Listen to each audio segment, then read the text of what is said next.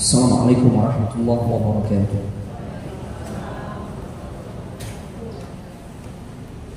Innal hamdalillah nahmaduhu wa nasta'inuhu wa nastaghfiruh wa na'udzu billahi min shururi anfusina wa min sayyiati a'malina. May yahdihillahu fala mudilla lahu wa may yudlil fala hadiya lahu. Ashhadu an la ilaha illallah wahdahu la syarika lahu wa ashhadu anna Muhammadan 'abduhu wa rasuluh. لا نبي ولا رسول بعده. اللهم صل وسلم على هذا النبي الكريم وعلى آله وأصحابه أجمعين. يا أيها الذين آمنوا اتقوا الله حق تقاته ولا تموتن إلا وأنتم مسلمون. يا أيها الذين آمنوا اتقوا الله وقولوا قولا سديدا يصلح لكم أعمالكم ويغفر لكم ذنوبكم ومن يطع الله ورسوله فقد فاز فوزا عظيما. وبعد، فإن أصدق الحديث كتاب الله وخير الهدى هدى محمد صلى الله عليه وآله وسلم وشر الأمور محدثاتها وكل محدثة بدعة وكل بدعة ضلالة وكل ضلالة في النار. أما بعد، أيها الإخوان والأخوات في الله أعزني الله وإياكم. Para ikhwan dan juga para akhwat, bapak-bapak, ibu-ibu yang semoga dimuliakan oleh Allah Subhanahu wa taala. Alhamdulillah, kita sangat bersyukur kepada Allah Subhanahu wa taala di pagi menjelang siang ini bertepatan di tanggal 10 Sya'ban 1445 Hijriah, yang juga bertepatan dengan tanggal 20 Februari 2024 bi'audillahi wa taufiqihi, dengan pertolongan serta taufik dari Allah Subhanahu wa taala. Kita semua bisa kembali dikumpulkan di masjid yang kita cintai, yaitu di Masjid Jami' Fatahillah, yang dimana insyaallah di kesempatan yang penuh dengan kemuliaan ini kita akan kembali melanjutkan kajian yang berkaitan dengan sifat salat Nabi. Baik, sebelum kita sampai pada tema yang akan kita bahas di dalam rangka saling mengingatkan, kita sekarang sudah memasuki tanggal 10 ya, di bulan Sya'ban. Dengan kata lain, Ramadan semakin dekat. Namun demikian bukan berarti kita mendapatkan jaminan pasti akan ketemu Ramadan ya. Kita cuma bisa berharap, dan harapannya pun diiringi kecemasan ya, karena kita nggak tahu apakah usia yang Allah berikan kepada kita bisa menyampaikan kita bertemu dengan bulan suci Ramadan. Makanya mengikuti kebiasaan para salaf terdahulu, yaitu para sahabat ridwanullahi alaihim jami'an, mereka tuh banyak doa, ibu bapak. Doa yang mereka sampaikan 6 bulan sebelum Ramadan tiba. Kalau kita kan menghitung hari ya, nggak sampai sebulan, 20 hari ya, kurang lebih ya Allah. Ya, bahkan bisa jadi 19 hari lagi kalau ternyata Sya'bannya 29. Ya, maka tentu lebih patut lagi kita banyak doa kepada Allah dengan ungkapan di antaranya sebagaimana yang dibaca oleh banyak sahabat. Setengah tahun sebelum Ramadan mereka berdoa, Allahumma sallimni ila Ramadan wa sallimni Ramadan wa tasallamhu minni mutaqabbala. Ya Allah, sampaikanlah diriku ke bulan suci Ramadan, sampaikan Ramadan kepada diriku ya Allah.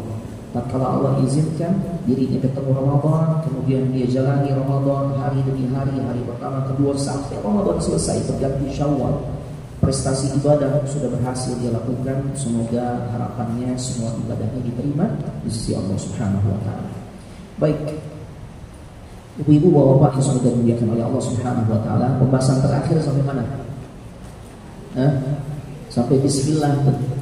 Ya, di saat kita berwudu mengucapkan bismillah itu sebenarnya secara hukum fikihnya bagaimana? Ternyata kita sudah memahami ya, membaca bismillah tatkala akan berwudu, pendapat yang paling kuat hukumnya adalah sunnah.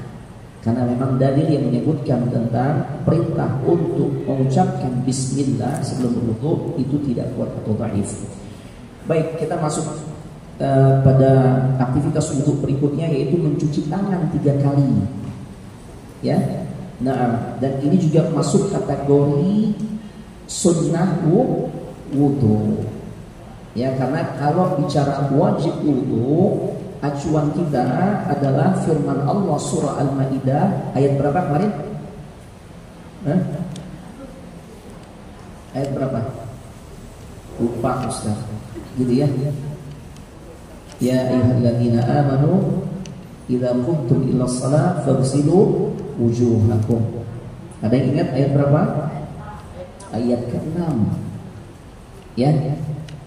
Al-Maidah ayat ke-6 ini berbicara tentang aturan wudu yang wajib.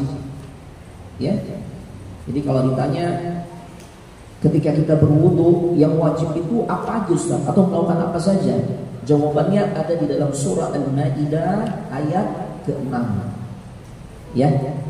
Membasuh wajah, membasuh kedua tangan, mengusap kepala, berikut telinga, dan membasuh kedua kaki itu. Nah, adapun yang sekarang kita bahas itu wudu yang sempurna. Ya. Wudu yang sempurna. Artinya yang disertai juga dengan melakukan sunnah-sunnahnya. Nah, yang pertama yaitu kita membaca bismillah, kemudian yang cuci tangan 3 kali. Sampai mana yang kita cuci? Pergelangan. Ya, ini yang sunnah nih, pergelangan nih. Ini sampai sini ya. Bukan sampai siku. Nah, kalau yang sampai siku itu yang wajib. Nah, ini kita bicara yang sunnah.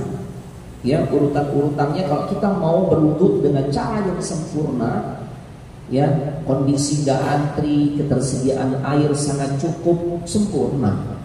Tapi kalau bapak ibu lagi haji, ya Allah, udah gitu di Musdalifah lagi tengah malam, antriannya 30 orang, subhanallah, airnya sedikit, atau lagi di Arafah, ya, lagi panas tuh, ya Allah, airnya juga sedikit. Maka jangan pakai wudu yang sempurna, tapi kembali kepada Al-Maidah ayat 6. Dan itu pun cukup sekali-sekali saja. Ya, jadi hukum membasuh kedua telapak tangan kita sampai pergelangan, ya, ketika memulai wudu itu adalah sunnah. Sehingga kalau kita tahu hukumnya sunnah, tatkala sewaktu-waktu kita tinggalkan, wudunya sah.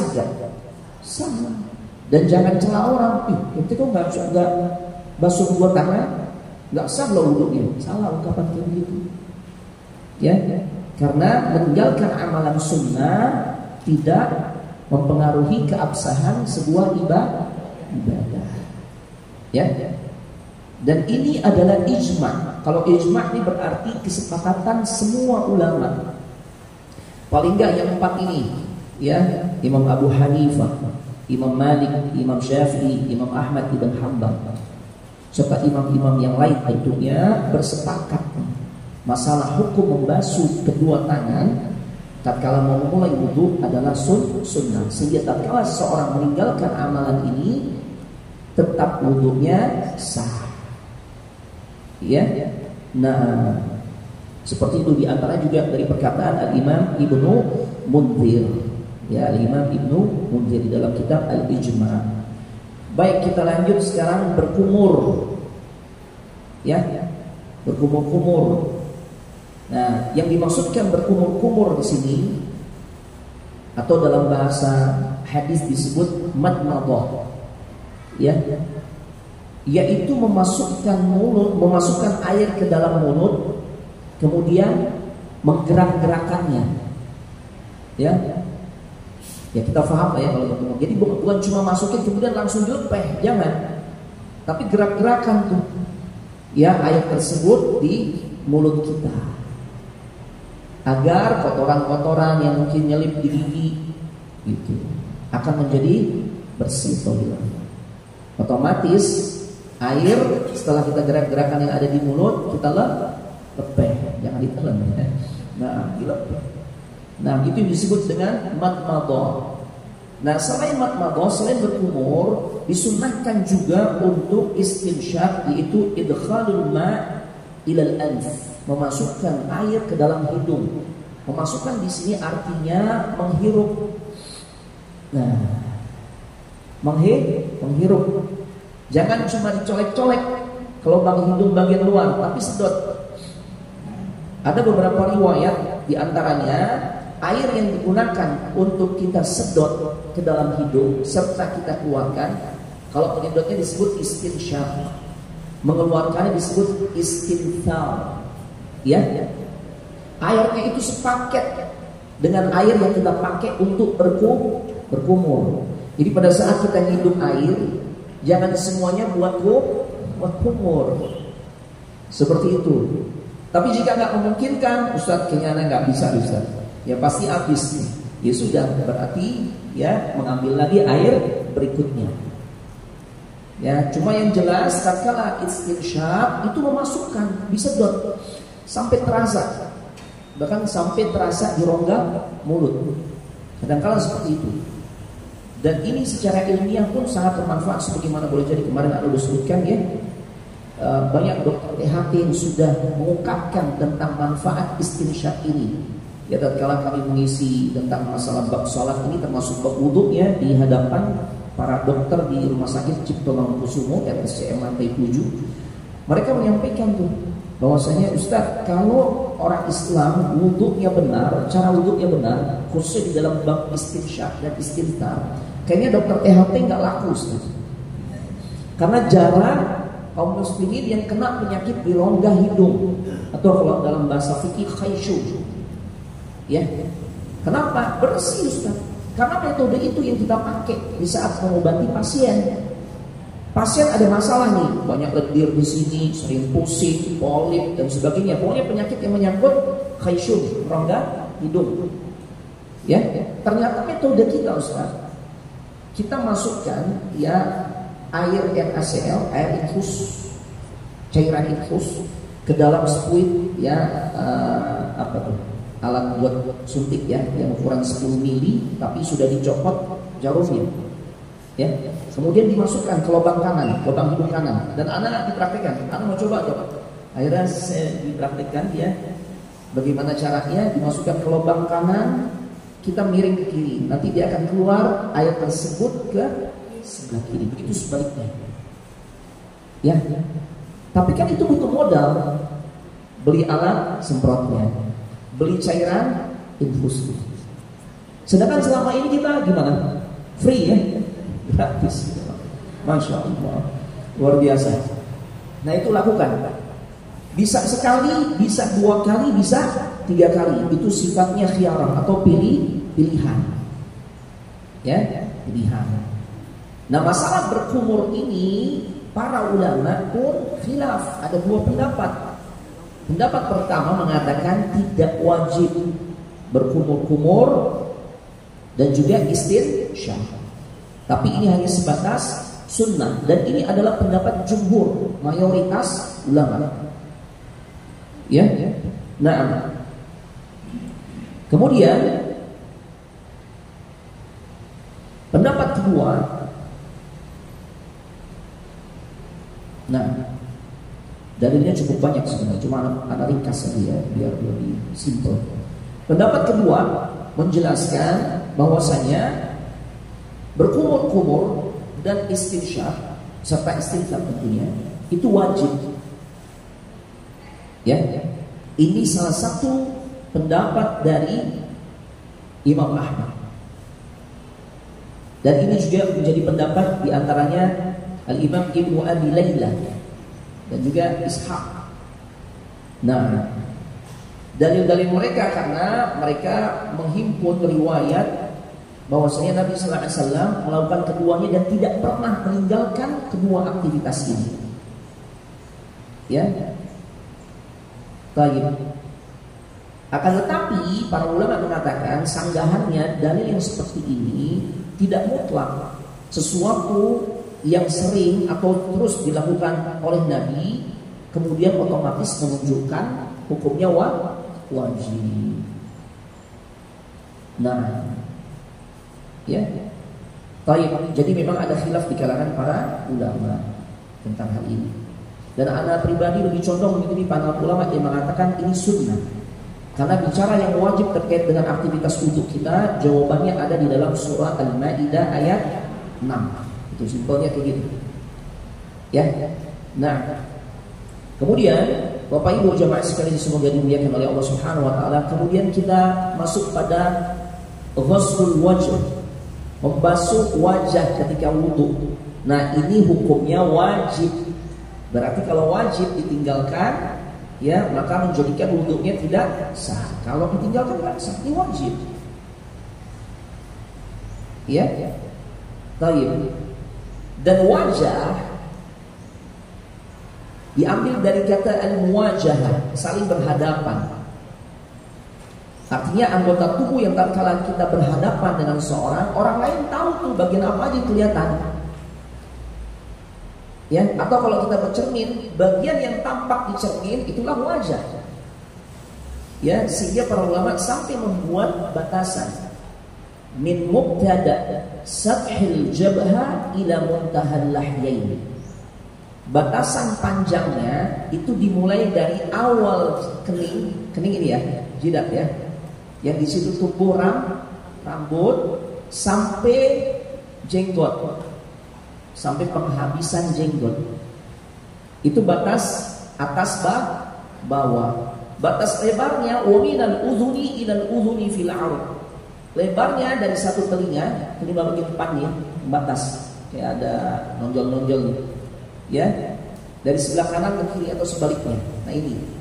Jadi dari arah atas ya, dari arah jidat tempat tumbuhnya rambut sampai ujung jenggot, dari arah samping.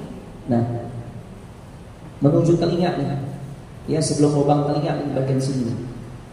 Nah, seperti itu. Ada pertanyaan, Ustaz, gimana Ustaz? Kalau rambutnya udah mengalami erosi atau abrasi, karena faktor usia, gitu ya, faktor usia, mau bapak usia ada lapangan bola kayak profesor gitu ya. Terus gimana wudhunya Ustaz? Apa kita membasuh wajah ini dari pas belakang? Enggak. Karena hukum itu diambil dari keumuman. Ini kan kasus. Ya, orang-orang yang mengalami kondisi rambutnya seperti itu kasus tertentu. Tapi umumnya rambut itu tumbuh di sini. Seperti itu ya. Nah, adapun membasuh wajah, caranya tidak ada secara saklek, secara mutlak. Misalnya harus dari atas dulu gitu ya, atau harus dari tengah ke samping-samping, enggak aja. Yang penting rata. Ya, melewati semua bagian yang termasuk kategori wajah. Mau dari samping dulu, mau dari atas, mau dari bawah, silakan. Ya. Baik. Adapun masalah menyela-nyela jenggot, berdasarkan riwayat yang disampaikan oleh Ammar ibn Yasir, ya Ammar ibn Yasir, ra'aitu Rasulullah sallallahu alaihi wasallam yukhallilu lihyatahu. Aku melihat Rasulullah SAW menyela-nyela jenggotnya, khususnya bapak-bapak yang jenggotnya lebat. Diupayakan di sela-sela ini. Ya, kalau Anda enggak, karena cuma 3 lembar. Atau bapak yang jenggotnya sedikit, berarti tidak perlu seperti itu ya. Baik. Jadi beliau menyela-nyela jenggotnya. Ya. Ini pun ada 2 kondisi kata para ulama. Kalau jenggotnya tipis sehingga sampai kelihatan kulit dagu, kulit wajahnya, ya, maka wajib menyela-nyelanya sampai mengenai kulit. Karena ada orang jenggotnya panjang cuma jarang-jarang. Ya. Nah, yang kayak begitu, maka dia harus menyela-nyela sampai ke kulitnya.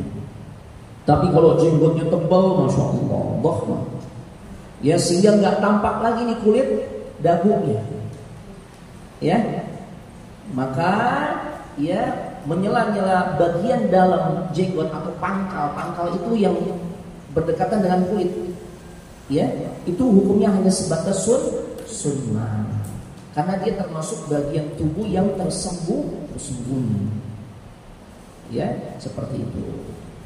Nah, kita lanjut membasuh kedua tangan sampai siku. Ya.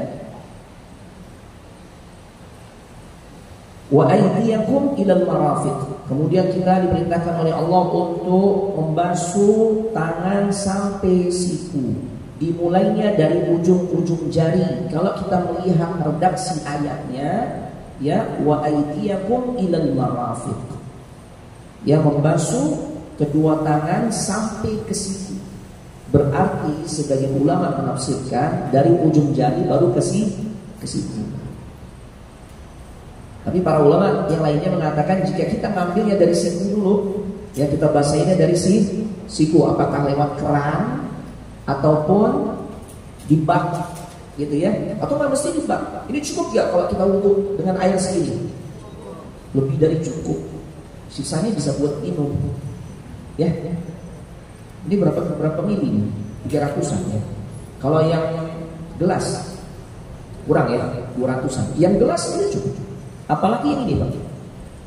Makanya tatkala kita masih memiliki stok air walaupun hanya sebatas satu botol kecil begini, sebagian ulama mengatakan maka belum membolehkan kita untuk beralih ke bersuci yang lainnya, yaitu tayamum.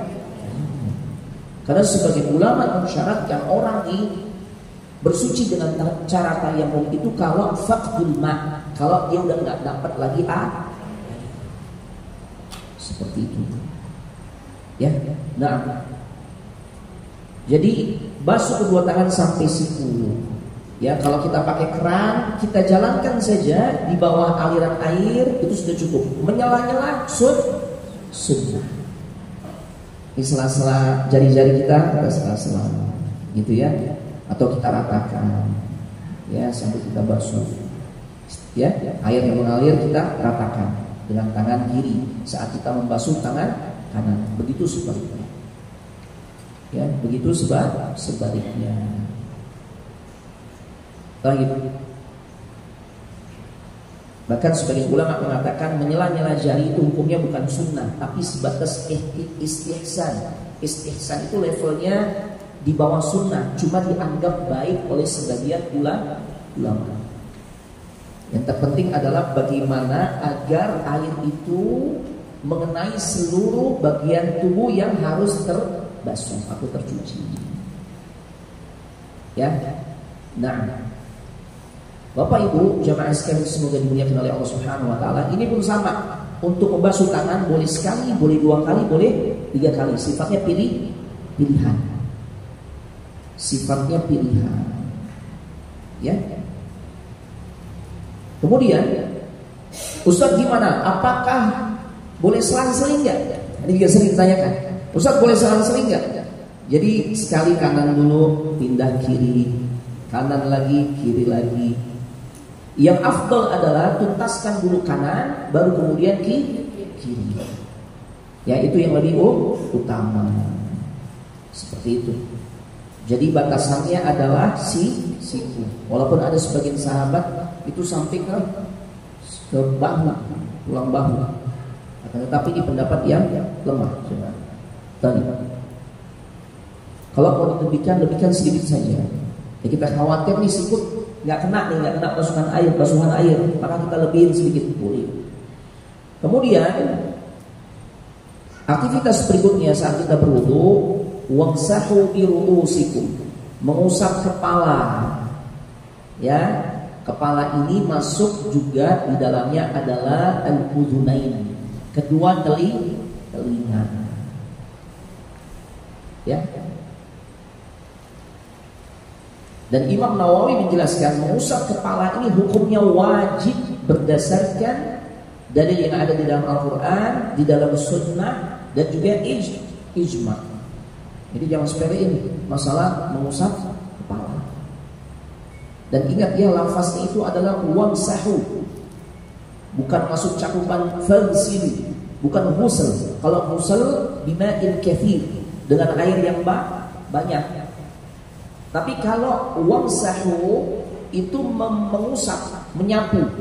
Berarti nih, di saat Bapak Ibu masukkan tangan misalnya ke bak atau ke wadah air atau di bawah keran air, ya, air yang sudah tertampung dilepas sehingga tangan kita, telapak tangan kita muballal, basah dengan air, ada sisanya air yang menempel. Nah, sisa air yang menempel di tangan itu yang kemudian kita usap ke bagian kepala. Seperti ini. Nah, sunnahnya dikembalikan ke depan. Ini kemudian dibalikan ke depan. Ya, dikembalikan ke depan. Baru kemudian telinga. Jari telunjuk masuk ke lubang. Kemudian yang jempolnya itu yang kemudian membersihkan di bagian belakangnya itu. Nah, seperti ini. Ya. Ustaz, rambut saya panjang Ustaz. Apakah saya harus nggak perlu? Cukup sampai sini saja. Bagian belakang, tengkuk ya. Sampai sini aja. Ya, khususnya bagi ibu-ibu yang rambutnya panjang pun sama kayak gitu. Sama. Jadi bukan berarti nanti kalau rambutnya panjang, rambutnya kita rasain semua, kita satu semua, enggak. Hanya sebatas itu saja. Ya, masya Allah. Ini kemudahan syariat.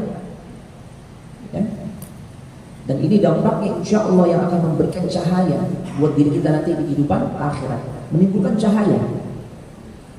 Makanya berarti kalau ada sebagian kita hargai ya pandangan fikih orang lain atau saudara-saudara kita kaum muslimin yang lain yang memang mengambil pandangan fikih tatkala mengusap kepala itu hanya beberapa helai jangkul aja. Gitu ya. Ada gak yang kayak begitu? Ada. Iya. Berarti cahayanya cuma 3 lembar doang tuh nanti. Iya. Ya. Anda sedang tidak ingat nih Abu Hurairah atau Abdullah bin Mas'ud yang tatkala dia berwudu dia lebihkan sampai di sini. Bukan sampai siku. Sahabat tadi melakukan hal seperti itu. Apa alasannya? Karena dia berharap cahaya yang nanti saat di kehidupan akhirat, ya, dan ini menjadi ciri umat Nabi Muhammad kelihatan dari basuhan wudhunya. Dia pengen cahayanya makin kinclong gitu. Makanya basuhannya dia panjangin gitu. Otomatis ya kalau bagian kepala hanya sebatas beberapa helai saja, ya hanya sebatas itu yang tadi bercahaya. Ya, 3 helai jambul saja. Ya, nah, adapun mengusap kedua telinga secara hukum fikih para ulama katakan ini sunnah. Wa hadza qaulul jumhur. Dan ini adalah pendapat jumhur di kalangan para ulama. Jumhur itu mayoritas. Ya. Sunnah. Artinya jika ada orang tatkala mengusap kepala, dia enggak sekaligus ya mengusap telinganya atau membersihkan telinganya, itu tidak menjadikan wudhunya tidak sah. Wudhunya tetap sah. Ya. Nah, seperti itu. Jadi kita mesti tahu juga nih apa hukum mengusap kepala sekaligus telinga. Nah, kepalanya wajib, adapun telinganya sunnah. Nah, makanya kalau kita ingin lebih sempurna sekaligus juga telinga. Oleh karenanya, jika ibu-ibu ingin mengusap kepala tanpa membuka jilbab, bisa nggak? Bisa. Cara wudhu di kondisi tertentu. Misalnya tempat wudhunya campur laki-laki perempuan, ibu-ibu harus menjaga aurat. Maka praktekkan sebagaimana yang Nabi pernah contohkan ketika beliau berwudu, saat mengusap kepala, beliau saat itu sedang memakai surban, imamah. Beliau nggak buka surbannya, tapi hanya mengusap bagian atas imamahnya. Apalagi ibu-ibu, demikian biasa saja. Cukup usap saja. Ya. Misalnya agak susah usap telinga ini, sudah nggak apa-apa. Karena mengusap telinga itu hanya sebatas sunnah. Ya. Nah, kemudian cara untuk mengusap kepala tatkala berwudu ada beberapa cara. Yang pertama tadi ya kita usap ke belakang dan dibalikan lagi ke depan atau sampai belakang saja cukup. Cara yang ketiga yaitu, dan ini sangat disukai oleh orang-orang yang suka mempertahankan klimisnya gitu ya. Dia udah sisirannya, dia nggak pengen sisirannya jadi berantakan. Karena kalau modelnya ditarik ke belakang, apalagi kalau dibalikin ke depan, berantakan nggak rambut? Berantakan. Ya, ternyata Nabi sallallahu alaihi wasallam pernah dalam satu waktu beliau berwudu saat membasuh kepala, mengusap kepala, beliau sesuaikan dengan arah sisiran rambutnya. Ya, kalau mau bapak atau ibu-ibu ya sebelah kiri, sebelah kanan sudah. Yang jelas upayakan semua rambut terusap. Ya, jadi boleh bu, bapak ya kalau mau berwudu saat mengusap kepala dengan cara yang nggak merusak sisiran rambut, maka ikuti aja alurnya. Yang penting semuanya terusap. Ya. Untuk mengusap kepala tidak ada ketentuan dan tidak ada contohnya Nabi melakukan dengan beragam bilangan. Kalau tadi kan bisa 1, bisa 2, bisa 3.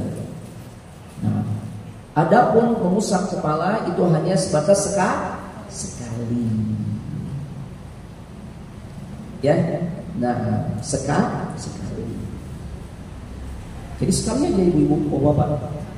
Nah, sedikit tambahan, kalau bapak ibu, khususnya ibu-ibu yang ingin berwudu tatkala mengusap kepala, tidak ingin membuka jilbab, maka sepaket juga tatkala akan membasuh kedua kakinya tidak perlu melepas sepatu atau kaos kaki.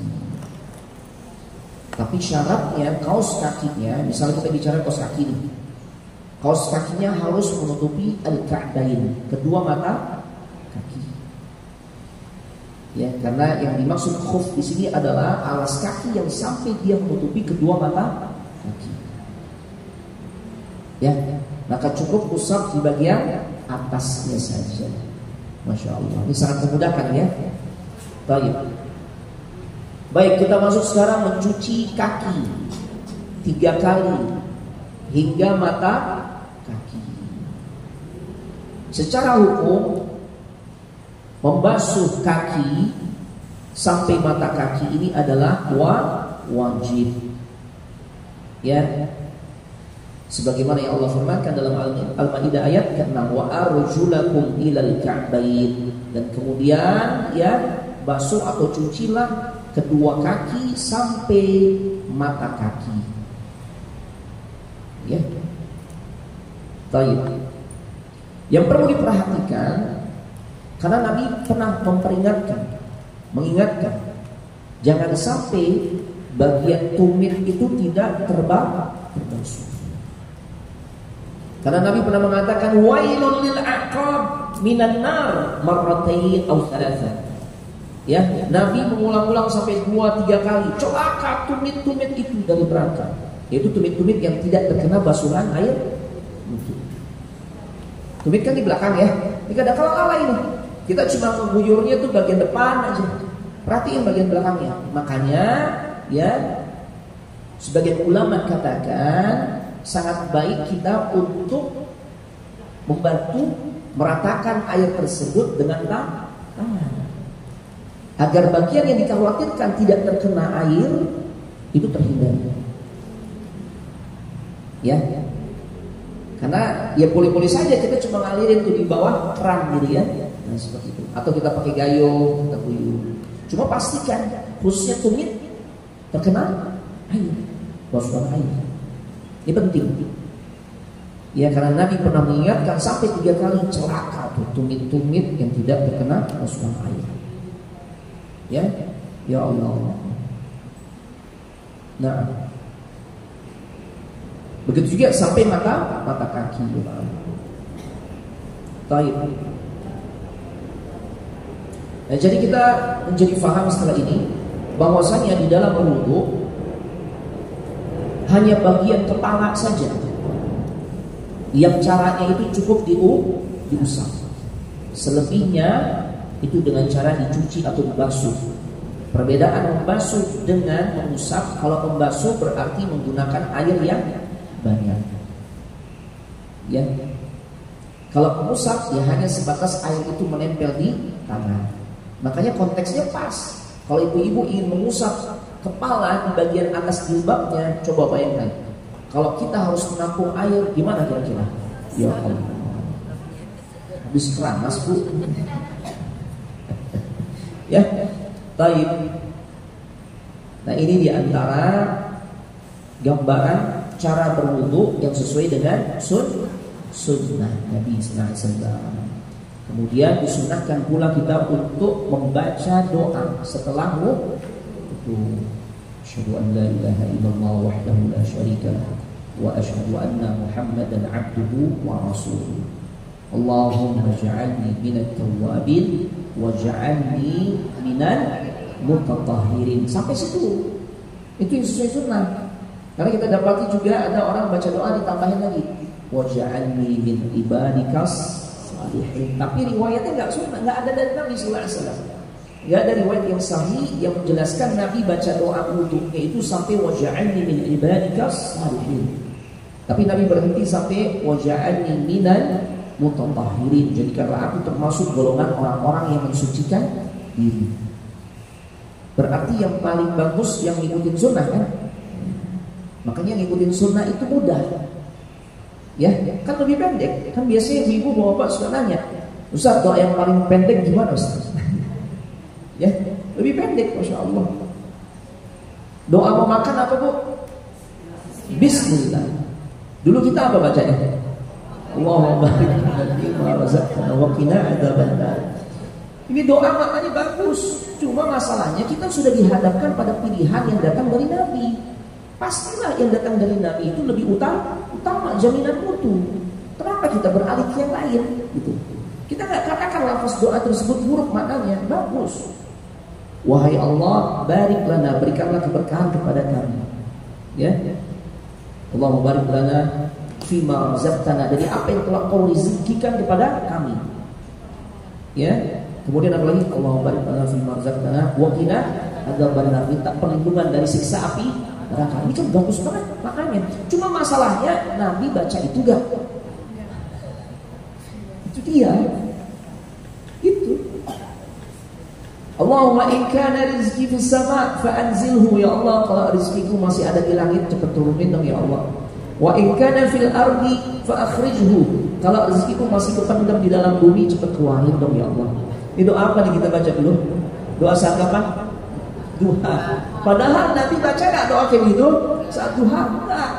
Yang Nabi baca Allahumma gfirli atau Rabbi gfirli wa tub alayya innaka antat tawwabur rahim atau innaka antat tawwabul ghafur. Yang inti doa itu adalah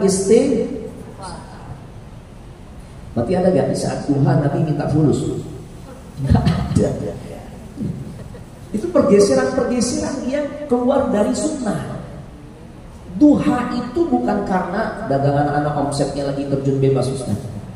Suami kena korban PHK, kayaknya anak kurang duha Ustaz. Karena kita bukan masalah rezeki.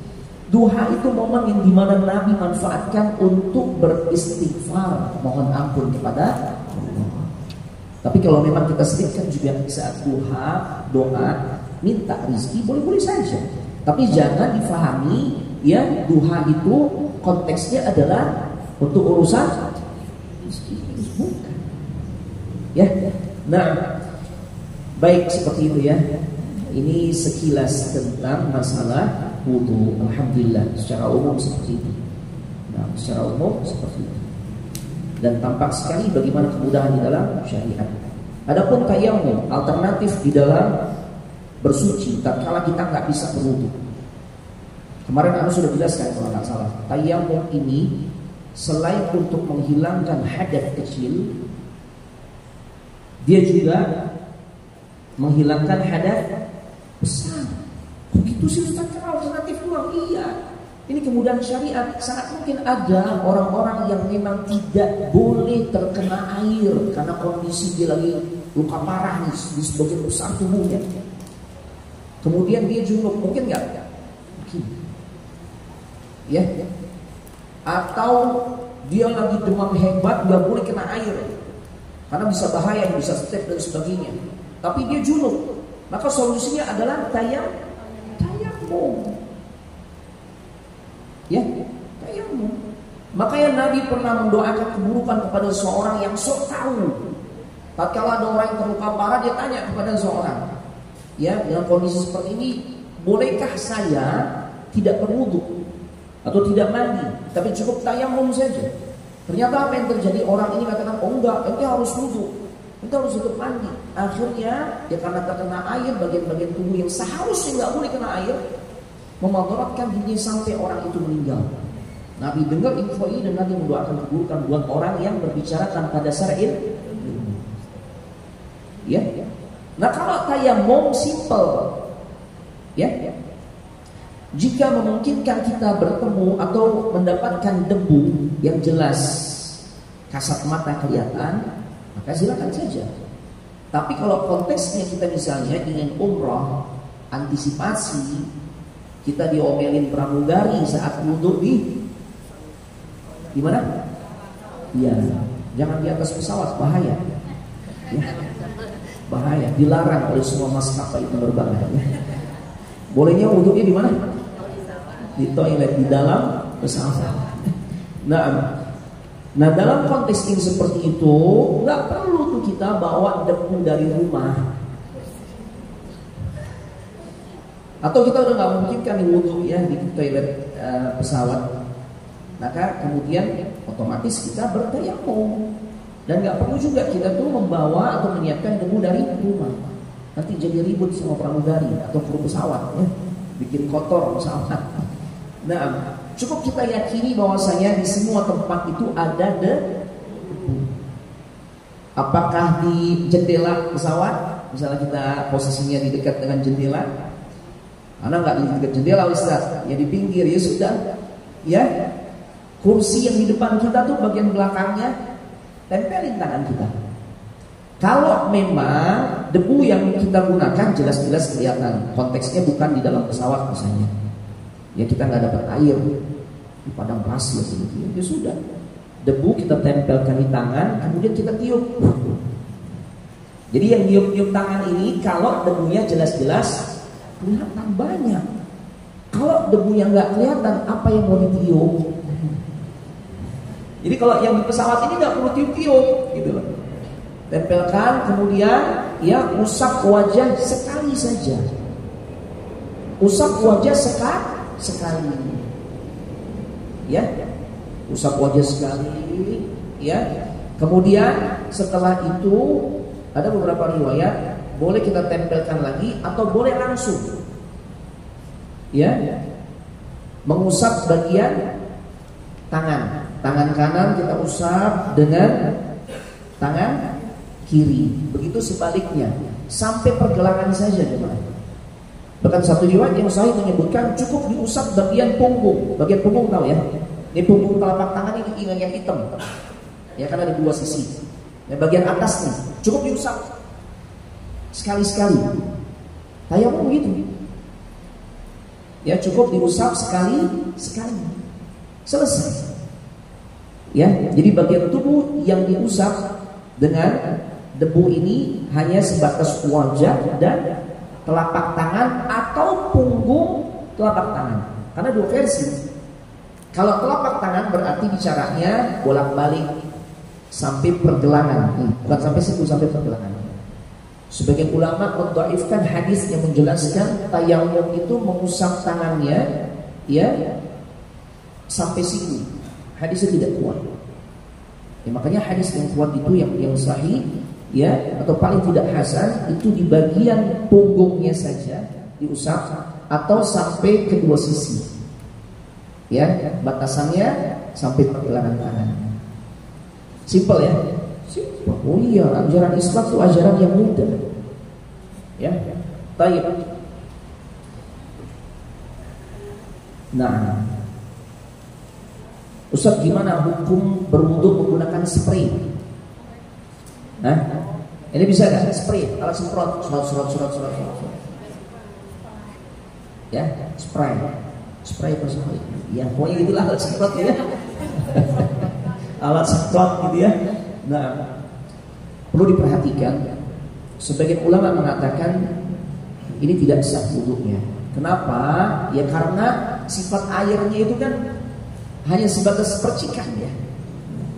Tapi sebagian lagi mengatakan boleh-boleh saja dalam kondisi darurat. Bapak ibu udah sepuh banget, ya Allah. kemudian umrah atau haji, batal wudu, ya, lagi di Masjidil Haram, masya Allah, gimana kondisinya?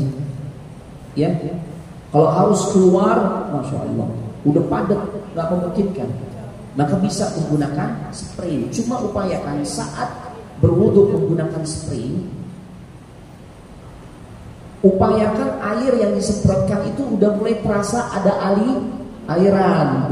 Nanti cobain, bisa lihat di Instagram Ana dulu. Ya, Ana praktekkan tentang cara berwudu menggunakan spray. Ya, disemprot, mulai terasa tuh ada aliran, barulah kita bantu dengan tangan untuk meratakan. Kalau sudah mulai ada aliran, dengan kata lain, air yang sudah nempel di bagian-bagian yang kita akan basuh sudah mulai banyak. Makanya paling tidak gunakan spraynya itu yang agak besar, ya. Jangan pakai yang kecil gitu. Kalau ini sanitizer, ini lumayan ya. Baik. Nah, seperti itu, ya. Itu boleh. Dan cukup sekali-sekali saja. Berarti karena konteksnya ini darurat, berarti kita kembali kepada ya apa yang Allah jelaskan dalam Al-Maidah ayat ke-6. Cukup wajah, kedua tangan, mengusap kepala dan kedua kaki. Selesai. Ya. Baik. Tapi ingat Bu ya, Bapak Ibu, tadi kalau menggunakan spray upayakan air terasa alirannya. Udah mulai mengalir di wajah kita misalnya, seperti itu. Baik, Bapak Ibu jemaah sekalian semoga dimuliakan oleh Allah Subhanahu wa taala.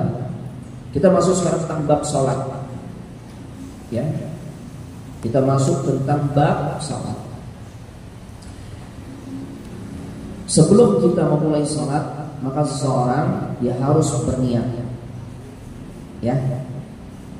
Nah, niat ini secara hukum fikih terjadi khilaf di kalangan para ulama. Sebagian mengatakan dia adalah rukun salat. Berarti kalau rukun salat dia termasuk bagian dari rangkaian ibadah salat dan nggak boleh ditinggal. Karena kalau rukun ditinggalkan menjadikan ibadahnya tidak sah. Sebagian lagi mengatakan dia adalah syarat sahnya sholat. Bedanya apa Ustaz? Ada yang tahu gak Ibu antara syarat sah dengan rukun? Ya, kita kalau puasa kan ada syarat, ada rukun. Sholat juga ada syarat, ada rukun. Bedanya apa antara syarat dan rukun? Ada yang tahu? Kalau syarat, ya, dia adalah aktivitas yang menjadi sebab ibadah kita itu menjadi sah, tapi bukan merupakan bagian dari rangkaian ibadah itu sendiri. Dia terpisah tuh. Dan biasanya syarat-syarat ini, syarat ibadah apakah sholat ataupun puasa, ini sebelum ibadah tersebut dilakukan. Nah, di antaranya syarat sah sholat adalah sudah dalam keadaan berwudu. Berwudu bagian dari sholat kok? Enggak. Dia beda. Dia bukan aktivitas sholat, tapi dia menjadi salah satu penentu sholat kita sah atau tidak. Nah, sebagian ulama berkaitan dengan masalah niat memasukkan niat ini sebagai syarat. Sebagian lagi mengatakan rukun. Seperti itu. Intinya mau dimasukkan dia dalam kategori syarat ataupun rukun, berarti kedua-duanya nggak boleh ditinggal. Ya, tidak sah sholat tanpa berniat. Ya, baik. Karena memang Nabi Sallallahu Alaihi Wasallam mengatakan innamal a'malu binniyat. Sesungguhnya amalan seseorang itu bergantung kepada niat. Makanya misalnya ibu-ibu bawa bapak malam-malam bangun 1:30, masya Allah, di momen terbaik itu. Ya, ketika bangun tapi ngelindur, ngigo. Dan ngigonya mantep banget, langsung masuk ke kamar mandi, wudhu, kemudian ngadep kiblat, gelar sejadah, ngadep kiblat, kemudian sholat. Ya, dia sholat kemudian tidur lagi. Kemudian ditanya sama suaminya, ya, Masya Allah, kemarin kamu 11 rakaat sholat malam, masa sih mas? Ya bener, nggak taunya ngelibur. Sah gak sholat malam itu? Enggak, kenapa? Nggak ada niat. Nah, misalnya kayak begitu, karena nggak ada niat, makanya masalah niat ini menjadi penentu ibadah seseorang diterima atau tidak, ibadah seseorang sah atau tidak. Ya, ini masalah niat. Ada yang niat berkaitan dengan masalah keikhlasan, berarti menjadi penentu dapat pahala atau enggak. Itu kalau bicara ikhlas. Ada yang menjadi ya fungsi niat itu sebagai penentu sah atau tidaknya. Nah, secara hukum sih udah sah, cuma karena nggak ikhlas, akhirnya pahalanya nggak dapat. Sama kayak puasa kan? Ya, syarat-syaratnya kita penuhi itu. Tapi kemudian masih hobi tuh. Ummu fulana gimana tuh? Dia jadi cerai ke suaminya tuh. Lagi puasa ngomongin gitu kan. Ustaz bulan katanya kawin lagi tuh misalnya. Lagi puasa tapi dia ghibah. Puasanya sah kan? Sah. Tapi pahalanya bisa rontok. Gitu ya. Nah ini fungsinya. Nah, fungsinya yang kita bicarakan di sini adalah yang menjadi penentu sah enggaknya salat kita. Ya. Nah, jadi para ulama menjelaskan bahwasanya hukum niat ini adalah syarat sah salat. Artinya tidak boleh ditinggal. Yang kedua, pembahasan tentang niat salat. Niat itu tempatnya di mana, Ibu-ibu? Hati.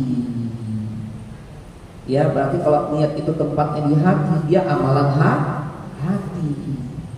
Aktivitas hati. Ya. Baik, dan itu adalah tentu sesuatu hal yang mudah. Ya, karena salat itu adalah amalan hati. Masya Allah. Ya, walaupun kita tetap menghargai pandangan fikih sebagian saudara-saudara kita yang tatkala akan melaksanakan sholat itu harus melafalkan niat. Kita hargai. Cuma kalau kita kembali kepada sunnah Nabi Sallallahu Alaihi Wasallam, adakah riwayat hadis yang menjelaskan ataupun azhar? Kalau azhar berkaitan dengan sahabat, kalau hadis ini berkaitan dengan perbuatan Nabi Sallallahu Alaihi Wasallam ataupun ucapannya atau ketetapannya, yang di situ menjelaskan Nabi dan para sahabat sebelum sholat melafalkan niat. Ada gak? Kok ragu? Nggak ada. Nggak ada riwayat hadis yang menjelaskan Nabi itu kalau mau sholat usolli fardhu zuhri, ya sunnatul qabliyah dan sebagainya. Nggak ada satupun riwayat yang menjelaskan Nabi itu melakukan hal itu. Nggak ada. Ya. Nah, karena memang sesungguhnya amalan niat ini adalah amalan hati. Dan ini adalah sesuatu yang mudah nggak Bapak Ibu? Mudah. Walaupun para ulama yang kemudian berpendapat, kenapa kita perlu melisankan, mengucapkan talaffuz bahasa fikihnya? Ya, karena dengan melafazkan niat itu bisa membantu hati untuk fokus. Cuma kan ini asumsi, pendapat, ya. Tapi fakta, kalau kita melihat atau kembali kepada sunnah, apakah Nabi melakukan? Kan tidak. Berarti kalau kita kirim, ya pendapat itu, bagus pendapat, karena dengan lisan yang kita ucapkan, yang lisan ini mengucapkan niat, berarti akan menggiring hati untuk fokus. Berarti Nabi kalah dong kualitas salatnya dibandingkan dengan orang itu. Ya. Nah, jadi dalam hal ini ya kita hargai adanya pandangan fikih seperti itu. Cuma kalau kembali kepada sunnah Nabi Sallallahu Alaihi Wasallam, maka sesungguhnya ya masalah niat ini adalah amalan hati. Dan ternyata ulama yang mengatakan tatkala kita akan sholat itu maka disunnahkan. Ini pun disunnahkan, bukan wajib ya. Bukan wajib. Yusannu, disunnahkan. Itu diantaranya adalah Abu Abdillah Az-Zubairi, salah seorang ulama bermadhab Syafi'i. Bukan pendapatnya Imam Syafi'i. Imam Syafi'inya sendiri justru mengatakan tidak ada talafuz niat. Ya. Dan kebanyakan ulama-ulama bermadhab Syafi'i lainnya, ya, bahkan ulama-ulama yang level atas nih, seperti Al-Imam As-Suyuti, ini ulama bermadhab Syafi'i. Beliau mengatakan justru ini amalan yang menyelisih sunnah dan akan menggiring seseorang dari, ya, menggiring seseorang untuk memiliki was-was di dalam hatinya. Ya. Dan beliau katakan walam yakun dzalika min fi'lin Nabi sallallahu alaihi wasallam wala ashabihi. Dan amalan melafazkan niat tatkala salat ini bukanlah termasuk perbuatan Nabi, juga bukan perbuatan para sahabat. Ini perkataan siapa? Imam Suyuti, ulama level atas bermadzhab Syafi'i. Beliau jelaskan kanu la yantiquna bi syai'in min niyyatis salat siwa at-takbir. Mereka maksudnya Nabi dan para sahabat itu nggak mengucapkan sesuatu tatkala akan salat kecuali membaca takbir. Ketika memulai salat itu yang diucapkan dengan lisan oleh Nabi dan para sahabat itu adalah kalimat takbir. Begitu pula Imam Abu Ishaq Asy-Syairazi, ini ulama level atas di kalangan mazhab Syafi'i yang wafat di abad ke-5 Hijriah, 476 Hijriah. Karena sampaikan perkataan beliau, ya, karena kita kan kadang-kadang kalau Syafi'i maka itu harus melafalkan niat, kita hargai. Cuma Syafi'i yang mana nih? Justru Imam Syafi'i sendiri tidak melafalkan. Dan ulama-ulama besar di kalangan madhab Syafi'i yang bermadhab Syafi'i juga sama, ya, mereka mengatakan justru itu perbuatan yang menyelisih sunnah. Di antaranya Al-Imam Abu Ishaq Asy-Syairazi di dalam, ya, penjelasannya beliau mengatakan wa min ashabina man qala yanwi bil qalbi wa yatalaffadhu bil lisan wa laysa bi syai' bi anna niyyah hiya al qasd bil qalb. Sebagian ulama madhab kami berkata berniat dalam hati dan mengucapkannya dengan lisan. Itu sebagian kecil di antaranya oleh tokoh yang bernama Abu Abdillah Az-Zubairi. Kata beliau itu pendapat yang tidak bisa didengarkan. Kenapa? Karena niat adalah keinginan, tujuan yang ada atau yang bertempat di dalam hati seseorang. Itu, ya, Masya Allah.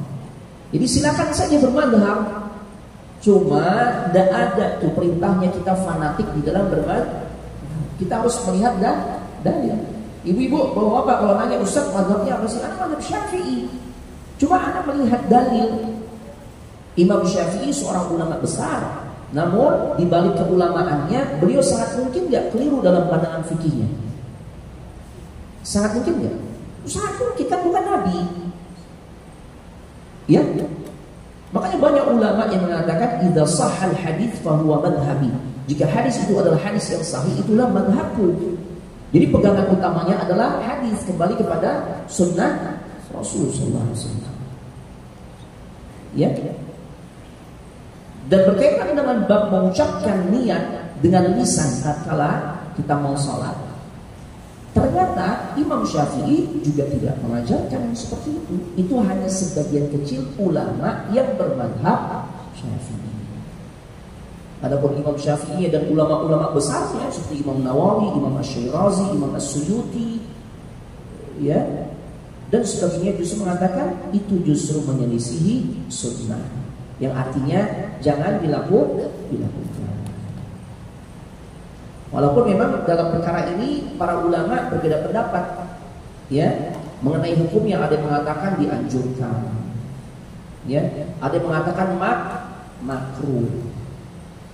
Ya, ada yang mengatakan haram. Ya, yang mengatakan haram itu tadi Asy-Syairazi, As-Suyuti, Syekhul Islam Ibnu Taimiyah dan sebagainya. Nah, taib. Jadi kita kembali kepada sunnah Nabi Sallallahu Alaihi Wasallam. Dan biasanya benar tuh tadi perkataan salah seorang ulama bernama Syafi'i, itu gambaran orang yang was. Coba deh, usolli mata-mata. Nggak jadi lagi, nggak jadi, belum selesai. Usolli, nggak jadi untuk takbir aja. Tapi begitu imam mau rukuk, Allahu Akbar, jadi langsung Allahu Akbar, takut ketinggalan gitu ya. Itu terjadi ya? Jadi kenapa? Ini was-was sebenarnya. Bukan gambaran kekhusyuan seseorang dalam sholat juga, ini was-was. Karena bicara takbir, ya itu sama sekali jadi cuma. Ya, dan yang dilafazkan itu adalah takbirnya. Nah, bukan niat. Karena sesungguhnya ketika seseorang sudah berwudu, dia dengar suara lantunan kumandang azan, dia segera berwudu. Sudah hadirkah di dalam hatinya untuk melaksanakan sholat? Sudah pasti. Sudah hadir. Ya, sebagaimana mungkin Anda pernah sampaikan juga di sini, ketika ibu-ibu nih mau berangkat untuk belanja kebutuhan masak hari ini, tadi tuh mungkin jam 7, setengah 7 setelah urusan anak selesai itu ya, ibu udah pakai jilbab ya dengan sempurna, ya kemudian ada yang ditenteng, mungkin kreseknya, goodie bagnya atau apalah, ya aktivitas yang memang biasa ibu kerjakan. Apakah ibu menyampaikan kepada sang suami, wahai suamiku sekarang jam 7 tanggal 20 Februari 2025 dengan menggunakan jilbab warna krem, gamis krem, brosnya gambar burung hantu atau apalah gitu ya. Misalnya, ya saya akan keluar untuk membeli kebutuhan untuk masak hari ini, toge seperempat dan sebagainya. Apa diungkapin begitu? Ya, itu gambarannya. Jadi gak usah mempersulit. Dan khawatir nih, pernah itu terjadi, ada seorang mu'alaf, dia masuk Islam, alhamdulillah.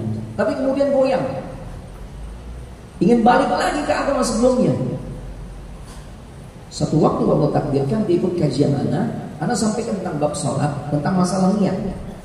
Akhirnya selesai kajian dia ungkapkan ke anak, Ustaz, alhamdulillah, anak jadi paham. Ternyata begini Ustaz, masalah niat nggak perlu kita mengucapkan, ya. Iya, memang ini yang dikerjakan oleh Nabi. Kenapa Pak? Terus terang saya mu'alaf Ustaz. Tadi saya berpikir, waduh, ini sholat berat banget. Masalah niatnya aja saya sulit untuk menghafalkannya. Saya mau balik lagi ke agama saya sebelumnya. Tapi setelah saya paham, ternyata untuk ibadah di dalam Islam itu mudah.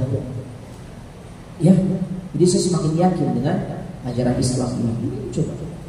Sama nih, udah dikasih manasiknya, selesai tawaf 7 putaran, maka kita laksanakan sholat sunnah tawaf. Kenapa nggak sholat Pak? Yang lain belum pada sholat.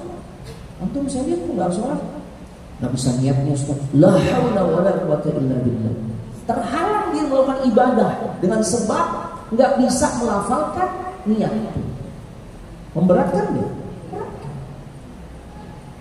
Ya. Kalau ada yang lebih mudah dan sesuai sunnah, kenapa kita milih yang lebih sulit? Kan gitu ya. Masya Allah. Maka demi Allah mengikuti sunnah itu mudah. Kita masuk pada bab berikutnya, bahasan berikutnya tentang sholat, yaitu tentang takbiratul ihram. Ya, takbiratul ihram. Yang dimaksud dengan takbiratul ihram itu adalah ucapan kalimat Allahu Akbar. Jangan salah paham nih. Kita menganggap takbiratul ihram itu mengangkat tangan. Ya, nah. Yang dimaksud takbiratul ihram, takbir itu adalah kalimat Allahu Akbar. Ihram artinya pengharaman. Maksudnya apa? Saat kita mengerjakan sholat, kita lafazkan, ya kita ucapkan kalimat takbir di awal. Saat kita sudah menghadap kiblat, kita buka sholat kita dengan mengucapkan takbir yang berbunyi Allahu Akbar, maka berlakulah pengharaman terkait sesuatu yang sebelumnya sebenarnya boleh. Sebelum sholat masih boleh ngomong, ya masih boleh makan lontong gitu ya, masih boleh minum air, masih boleh nengok kanan kiri ke atas kemana-mana, ya, masih boleh nyolek-nyolek dan sebagainya, masih boleh ya. Tapi tak kalah ketika sudah menghadap kiblat dan mengucapkan Allahu Akbar, maka semua hal-hal yang boleh tadi menjadi haram. Makanya disebut takbiratul ihram. Mirip tatkala umrah atau haji, saat kita sudah mengucapkan labbaik Allahumma umratan atau labbaik Allahumma hajjan, maka nggak boleh lagi pakai minyak wangi, nggak boleh lagi yang mencukur bulu-bulu, ya, nggak boleh lagi berkata-kata kotor, berdebat dan sebagainya. Nggak boleh lagi yang suami istri, berhubungan intim, jangan berhubungan intim atau berjima, bercumbu aja udah nggak boleh. Rayu-rayuan nggak boleh. Rafat itu mengungkapkan kalimat-kalimat yang bisa membangkitkan syahwat atau birahi. Suami mulai merayu tuh, yang kamu hari ini cantik banget. Itu tuh kalau sudah mengucapkan labbaik Allahumma umratan nggak boleh tuh, nggak boleh. Nah kalau kita salat ditandai dengan mengucapkan Allahu Akbar, berlaku beragam macam pengharaman. Ya, yang sebelum sholat itu masih boleh kita kerjakan. Jadi dimaksud takbiratul ihram itu adalah kalimat Allahu Akbar. Ya. Baik. Apa sih hikmahnya takbiratul ihram? Para ulama katakan dengan takbiratul ihram ini akan menggiring, mengingatkan orang yang sedang salat akan tingginya kedudukan orang tersebut. Ya. Anda ulangi sedikit revisi. Dengan takbiratul ihram, maka ini akan mengingatkan bagi orang yang sedang salat akan tingginya kedudukan orang yang sedang mendirikan ibadah salat tersebut. Kenapa? Kondisinya benar-benar terikat dengan aturan yang ketat, karena dia sedang berhadapan dengan Allah. Udah nggak boleh lagi ngomong, nggak boleh lagi makan, minum, melihat ke atas, kanan, kiri, ketawa, bercanda, dan ya kalau kita mau ketemu pejabat ada protokoler ya. Ini bicara ketemu pejabat, kan nggak mungkin pejabat lebih mulia dibandingkan Allah. Allah pasti lebih mulia dan tidak bisa dikalahkan dengan suatu dan siapapun juga. Maka seharusnya protokolnya lebih ketat gitu. Nah di antaranya takbiratul ihram. Ya, dengan takbiratul ihram maka menjadi haram segala sesuatu sebelumnya boleh. Ya. Dan takbiratul ihram itu sendiri merupakan bagian dari rukun. Nah, kalau rukun aktivitas yang merupakan penentu ibadah kita dan dia merupakan bagian dari rangkaian ibadah itu sendiri. Nah, di antara ini takbiratul ihram dia merupakan rukun, bukan syarat. Kenapa? Ya karena dia bagian dari rangkaian salat kan. Diawali takbir. Ya. Nabi mengatakan miftahus shalah at-tuhur, kunci salat adalah bersuci. Wa tahrimuha at-takbir, pengharamannya adalah tatkala kita mengucapkan takbir.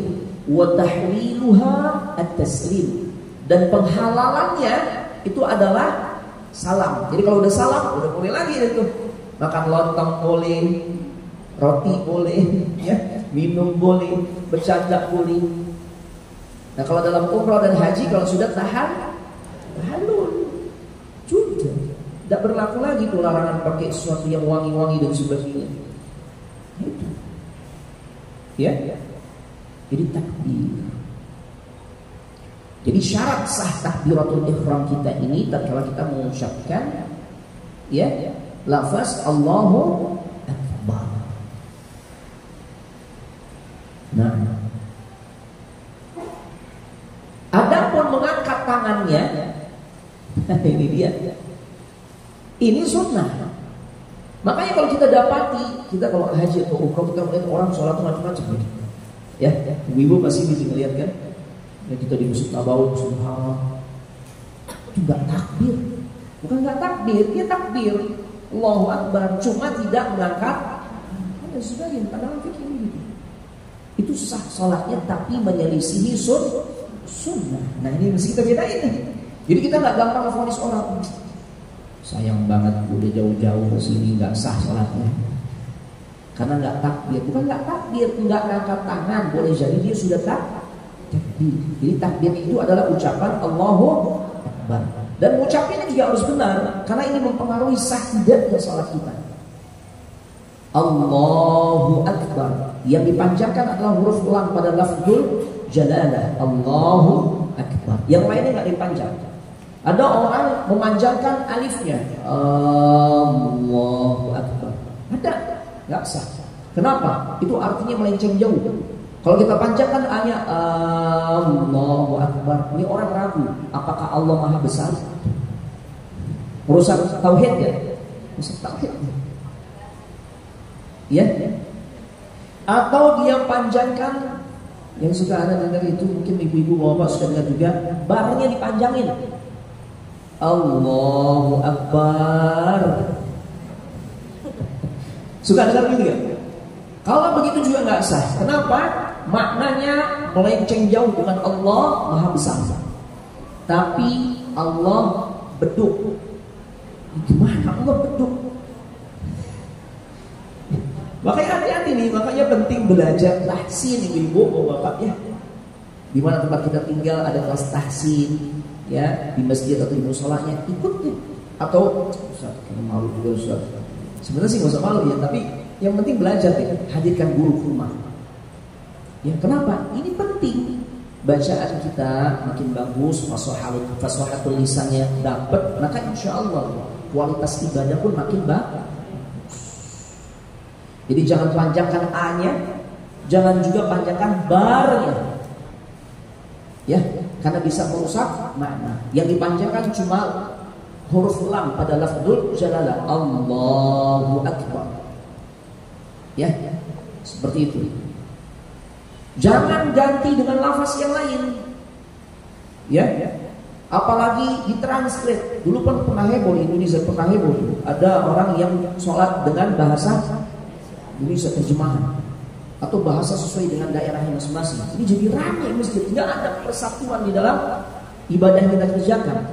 Ya Allah, yang Betawi Allah gede banget. Yuk. Yang Padang Allah menggadang tuh. Yang Jawa gimana? Allah sing gede ini. Sunda Allah nu agung. Nah, nggak boleh diganti.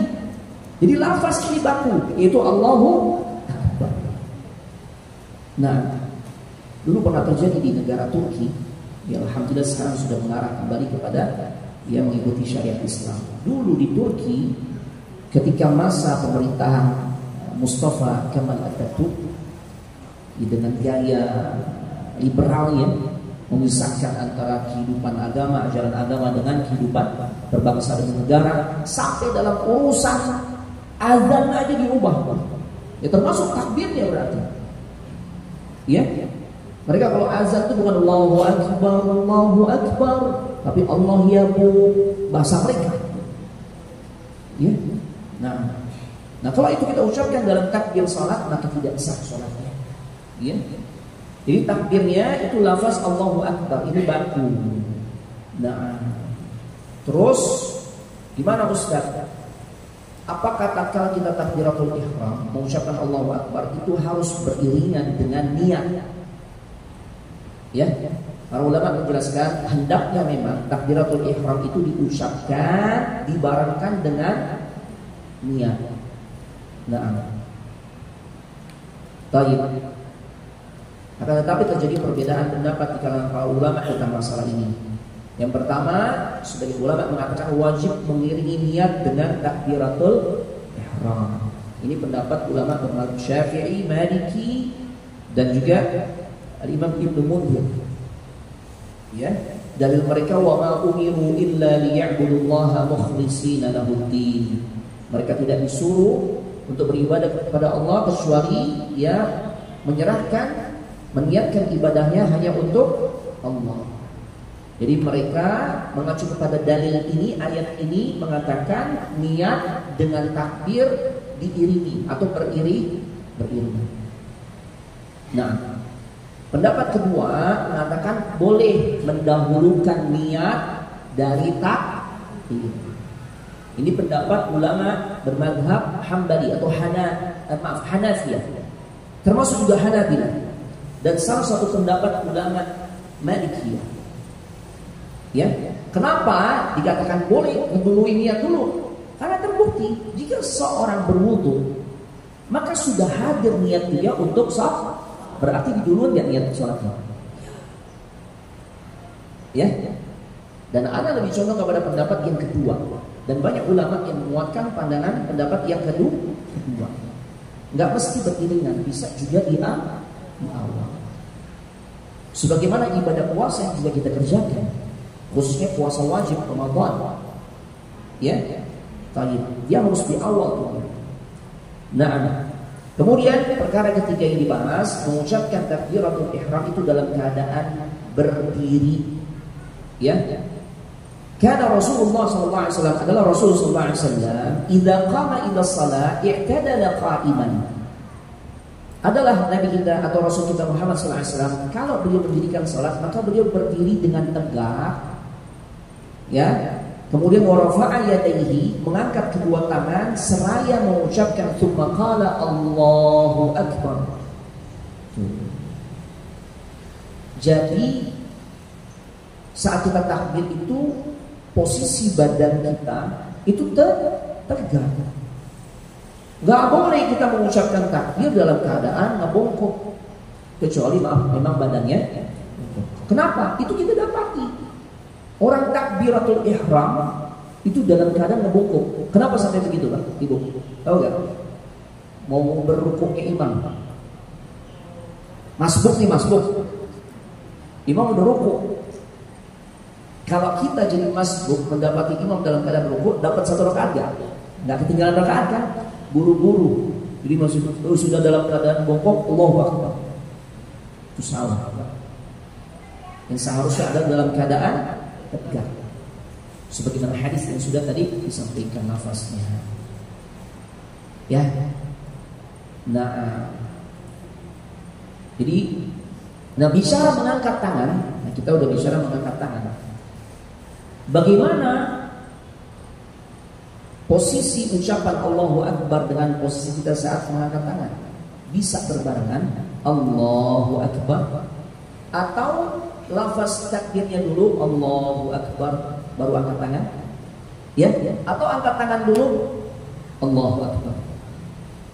Ada 3 variasi. Yang ketiga ini dilakukan oleh Nabi sallallahu alaihi wasallam. Bisa beriringan, berbarengan, ngucapin Allahu Akbar sekaligus angkat tangan.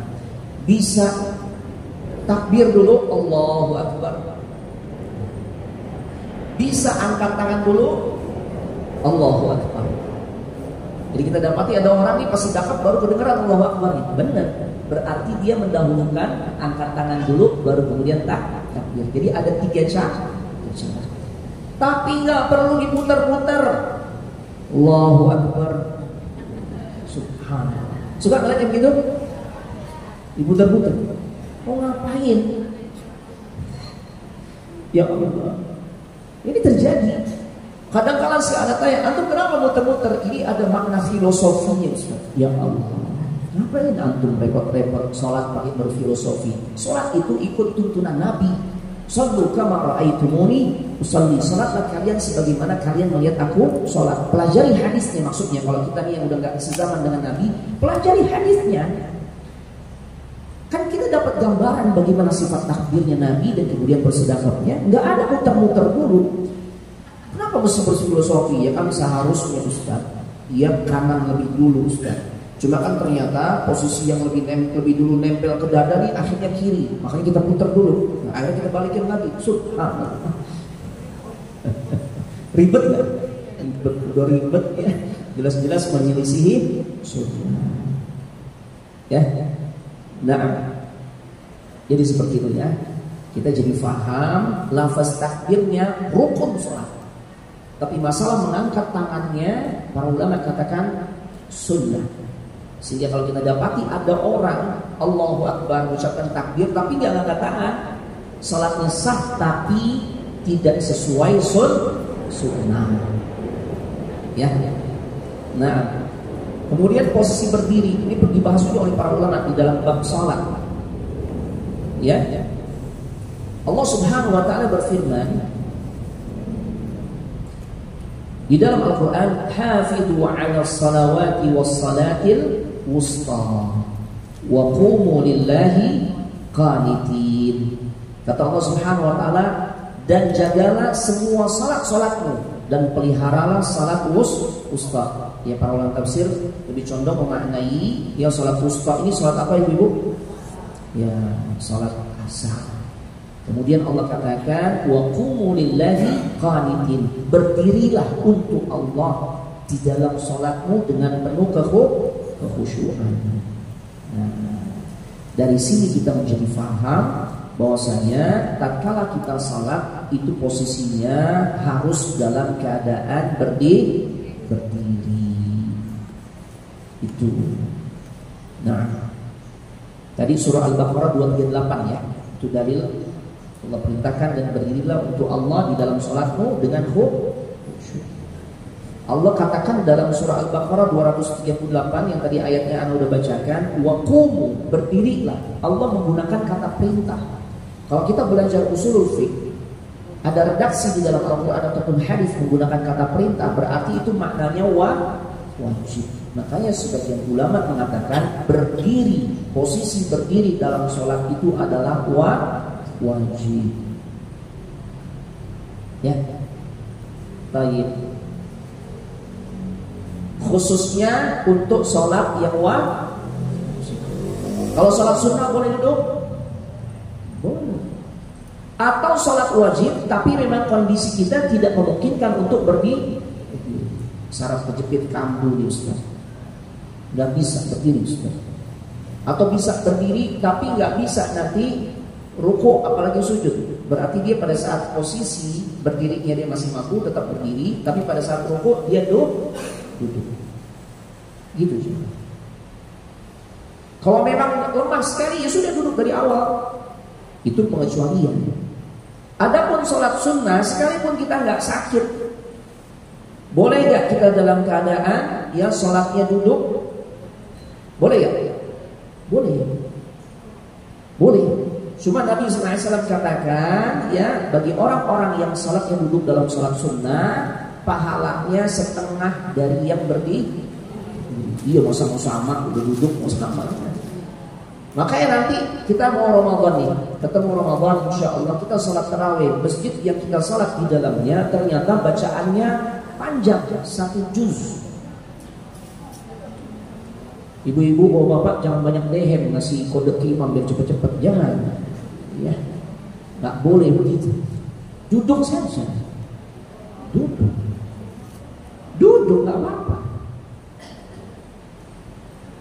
Pakai tongkat boleh Ustaz? Boleh. Ya, dulu terjadi di zaman sahabat Nabi. Karena sholat tarawihnya panjang, 3 malam khatam Al-Quran. Berarti setiap malam berapa juz? 10 juz. Allahu Akbar. Dijelaskan wahum ya'tamiduna 'alal 'asal. Mereka ya bersandar dengan tongkat-tongkatnya. Ya Allah, bawa tongkat, persiapan. Yang penting tetap bertahan sekalipun dengan tongkat. Atau dalam riwayat yang lain dijelaskan mereka memasang tali dari ujung ke ujung. Jadi kalau udah mulai capek pegangan tali, saking masih terus berupaya untuk tetap bertahan sholat malam di Ramadan. Ya Allah, kalau difatahin lagi begitu bubar. Begitu imam salam udah gak ada makmum. Ini gambaran betapa kualitas pendahulu kita para salaf kita luar biasa. 3 malam khatam, semalam 10 juz. Imamnya sakit. Ya, akhirnya ganti imam badal. Ternyata imam yang membadalkan ini dia pakai cara yang agak ringan. Bukan 3 malam, tapi 5 malam atau 6 malam. Kalau 5 malam berarti 30 juz bagi 5 berapa? Semalam 6 juz. Yang awalnya 10 juz jadi 6 juz. Ya. Mereka katakan la nuridu an takhfif. La nuridu takhfif.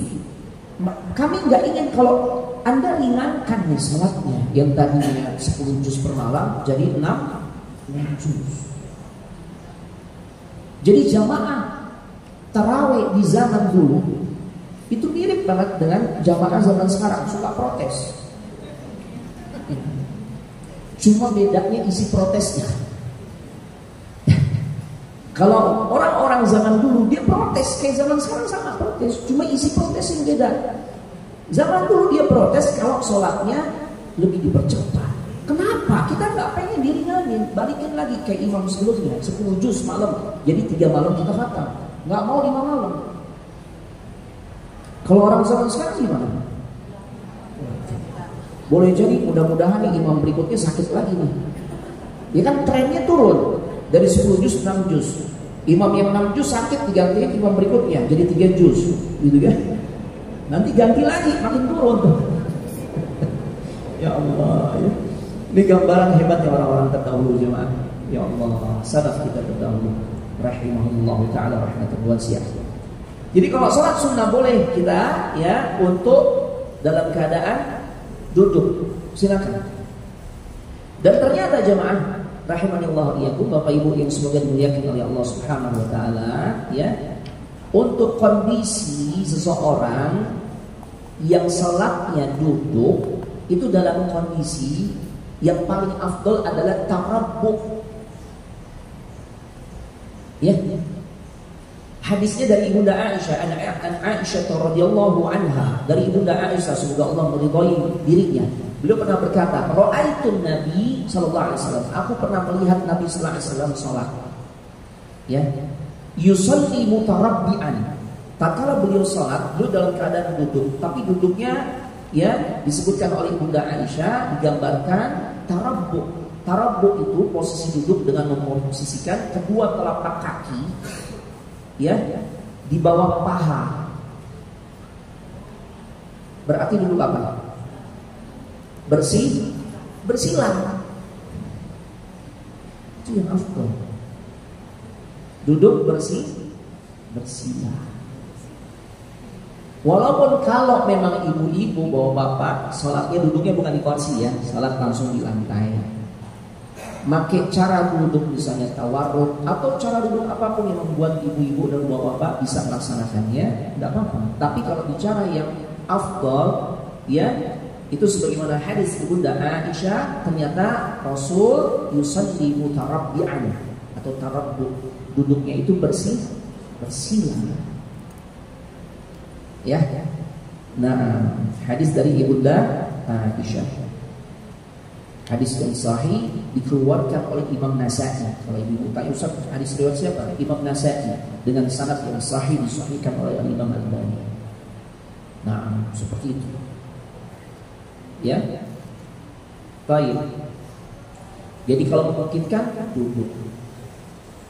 Maaf, kalau memungkinkan ya dalam keadaan berdiri itu tentu yang utama. Wajib berdiri, kecuali dalam kondisi kita nggak mampu maka diperbolehkan kita baru duduk. Ada kondisi kita nggak memungkinkan untuk berdiri, Ustaz, di kereta atau di kapal laut kalau berdiri anak bakal mual, Ustaz, jatuh nanti. Ya baik, duduk saja, boleh. Ya, boleh. Begitu juga di pesawat, kecuali kalau Saudi Arabia Airlines kan itu di belakangnya kan ada musola ya, maka sebaiknya kita tuh sholat di belakang. Tapi kalau antriannya panjang, tak khawatir waktu habis dan sebagainya, maka kita sholat sebagaimana adanya di tempat duduk kita. Ya. Nah, cara takbir tadi belum ya? Cara takbir ada beberapa riwayat. Yang pertama dijelaskan saat bertakbir memposisikan tangan itu sejajar dengan mankibai, bahu. Ya, seperti ini. Posisi telapak tangan memang ada beberapa riwayat yang menjelaskan, di antaranya Imam Al-Albani. Beliau membawakan riwayat telapak tangan ini menghadap ke arah kiblat. Tapi riwayat itu dipersisikan kesahihannya oleh banyak ulama. Banyak ulama yang mendhaifkannya. Ya. Adapun yang sahihnya itu dari sisi meletakkan posisi tatkala angkat tangannya sejajar bahu, ya. Kemudian posisi tangannya jangan direnggangkan, jangan. Kayak mau ngapain ini? Atau dirapetin, rapat banget ini. Apalagi ngepel gitu, jangan. Ya. Tapi biasa-biasa saja, jangan terlalu rapat. Nah, nanti yang rapat begini ini di saat sujud. Ada hadisnya Nabi saat sujud merapatkan tangannya. Tapi kalau takbir biasa saja. Ya. Andai pun miring-miring sedikit itu masih boleh. Karena banyak ulama yang mengatakan bahwasanya ya untuk mengangkat tangan hadis yang menjelaskan harus menghadap ke kiblat itu tidak kuat. Ya. Jadi sejajar bahu atau udhunain, sejajar telinga bagian bawah nih, yang nyantel nih, lembek nih, atau tengahnya, atau jari-jari ya, standarnya jari ya. Jari ini sejajar dengan telinga bawah, telinga tengah, atau telinga atas. Nih. Bawah, tengah, atas. Jari ini sejajar ini atau sejajar. Artinya kalau kita udah angkat begini, dapat gak? Dapat. Jangan juga terlalu tinggi. Ada orang takbir Allahu Akbar. Ngapain ya Allah? Atau malas-malas Allahu Akbar. Ya. Nah, seperti itu. Jadi bisa sejajar bahu, ya. Dan juga jangan terlalu merenggangkan sampai ngeganggu kiri kanan. Kan ada orang, iya salah. Samping kita kesikut nanti ya. Jangan. Ya. Biasa saja. Bikin yang nyaman. Seperti itu ya. Baik. Itu untuk posisinya, posisi tangan saat kala kita bertakbir. Terus bagaimana meletakkannya Ustaz? Sedekapnya. Ya, ternyata hadis-hadis yang disampaikan oleh para ulama di dalam kitab-kitabnya yang berkaitan dengan meletakkan tangan tatkala sedekah itu juga tidak ada yang kuat. Sekalipun memang kalau kita dapati di sifat salat Nabi, kitab Syekh Albani itu menjelaskan ala sadr, di dada. Tapi ternyata hadis itu tidak lepas dari kritisi para ulama hadis yang menjelaskan sanadnya bermasalah. Ya, sanadnya bermasalah. Sehingga para ulama mengatakan, ya, silakan saja mau yang ambil di dada, silakan. Ya. Yang di dada silakan. Jadi posisinya takbirnya Allahu Akbar. Segini, sejajar bahu, bisa sejajar telinga ya. Telinga bawah, telinga tengah atau telinga atas. Intinya kalau kita udah angkat ke atas nih, udah sejajar nih ya, udah dapat nih. Ya, jangan terlalu tinggi seperti ini. Ya, kemudian sedekapnya bisa di dada, boleh saja. Ya, posisinya di dada ala sadr. Mengacu pada hadis yang dibawakan oleh Syekh Albani walaupun itu dikritisi tentang kesahihannya. Ya, karena memang hadis-hadisnya tidak ada yang kuat, tidak ada yang sahih, maka para ulama katakan sebenarnya boleh-boleh saja tatkala seorang meletakkan di bagian perut. Sebagian lagi mengatakan tapi sebaiknya jangan terlalu ke bawah. Ada yang di bawah pusar kan, kayaknya malas banget ya. Nah, dan jangan pula sampai terlampau tinggi. Ada yang di atas sampai dekat leher, pernah lihat orang gitu. Ini juga keliru. Ya, yang seperti itu juga keliru. Nah, posisi tangannya bagaimana Ustaz? Antara kedua tangan, posisi tangan kanan khususnya. Kalau posisi kedua tangan kan bisa di dada atau di bawah sedikit atau di pusar juga boleh sebenarnya. Ya. Adapun kalau meletakkan telapak tangannya, ya para ulama menjelaskan ada yang bentuknya al-wad'u. Al-wad'u itu menempelkan, meletakkan telapak tangan kanan di bagian pergelangan tangan kiri. Ya, bagian atas pergelangan tangan kiri, meletakkan begini. Tuh. Ya. Seperti ini. Jadi kena sebagian punggung telapak tangan, sebagian lagi kena apanya ini? Lengan ya. Lengan bawahnya. Nah, seperti ini. Kurang tepat para ulama katakan kalau yang numpuknya begini nih. Sehingga hanya sebatas antar telapak dan punggung. Upayakan agak ke sini. Nah, ini yang sesuai sunnah. ya, atau ke sini. Ini juga boleh. Di tengah pergelangan tangan atau dengan al-qabdu. Kalau al-qabdu berarti menggenggam. Nah, di pergelangan kita genggam, ya. Atau di sini di tengahnya nih, boleh. Ini yang sesuai sunnah. Yang enggak sesuai sunnah, kayak orang kedinginan. Apalagi begini, olah pinggang dengan tangan berantem. Nah, seperti itu ya. Nah, itu berkaitan dengan bersedekah. Baik, Anda buka sesi tanya jawab nih, karena sudah jam 11. Masya Allah. Ada pertanyaan Bapak Ibu? Baik, ada beberapa poin yang belum Anda bahas. Tentunya belum semua ya. Nah,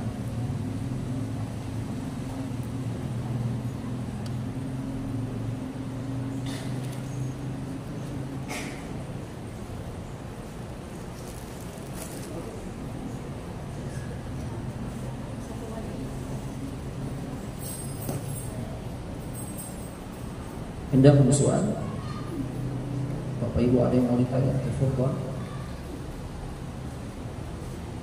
Ya Allah. Silakan.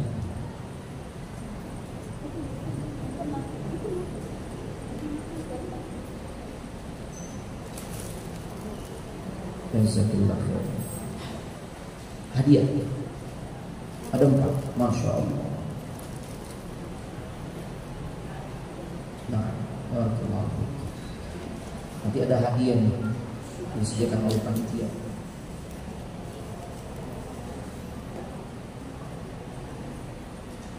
Assalamualaikum. Waalaikumsalam. Ustaz, izin nanya, apakah tahiyat akhir jari telunjuk digerak-gerakan boleh atau sahkah sholatnya? Sah. Nanti kita bahas insyaallah ya. Nanti kita akan selesaikan sampai pada bab tersebut. Tapi Anda jawab secara singkat.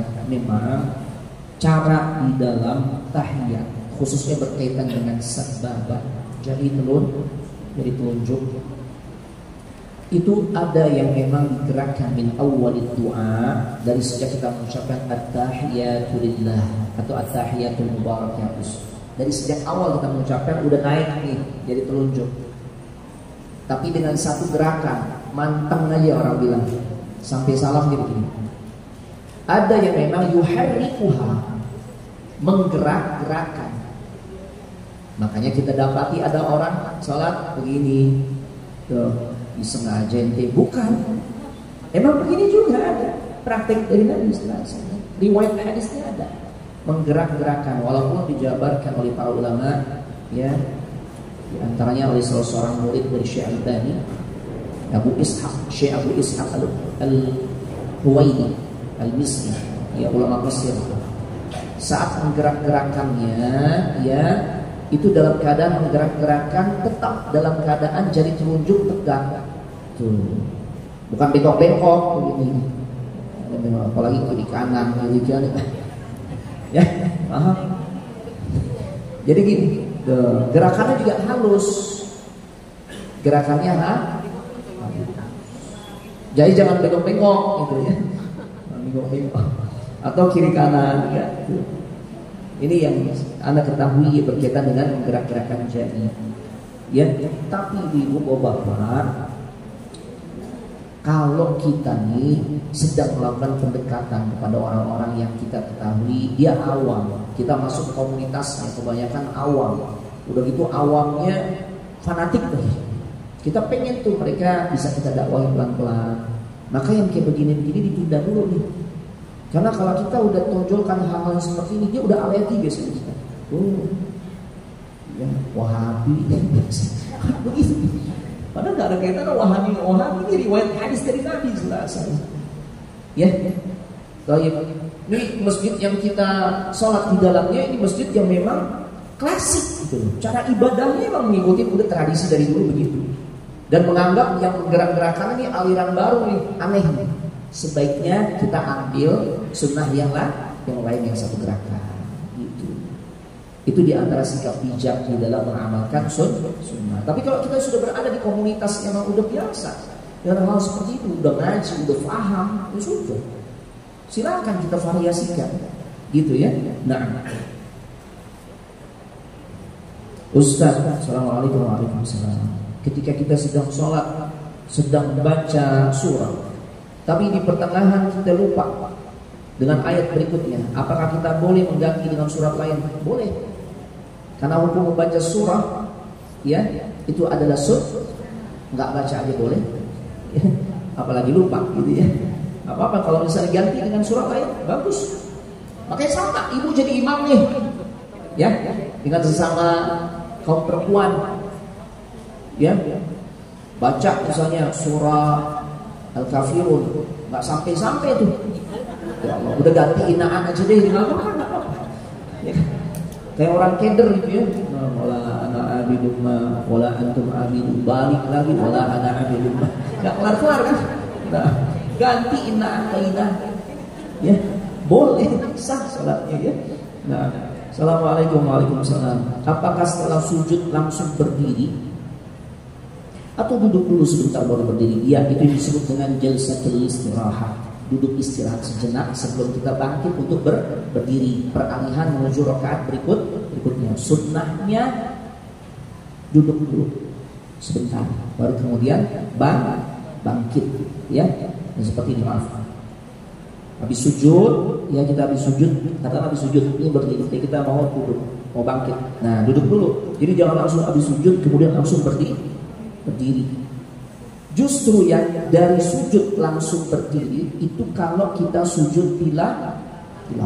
Hari Jumat imamnya baca surah As-Sajdah,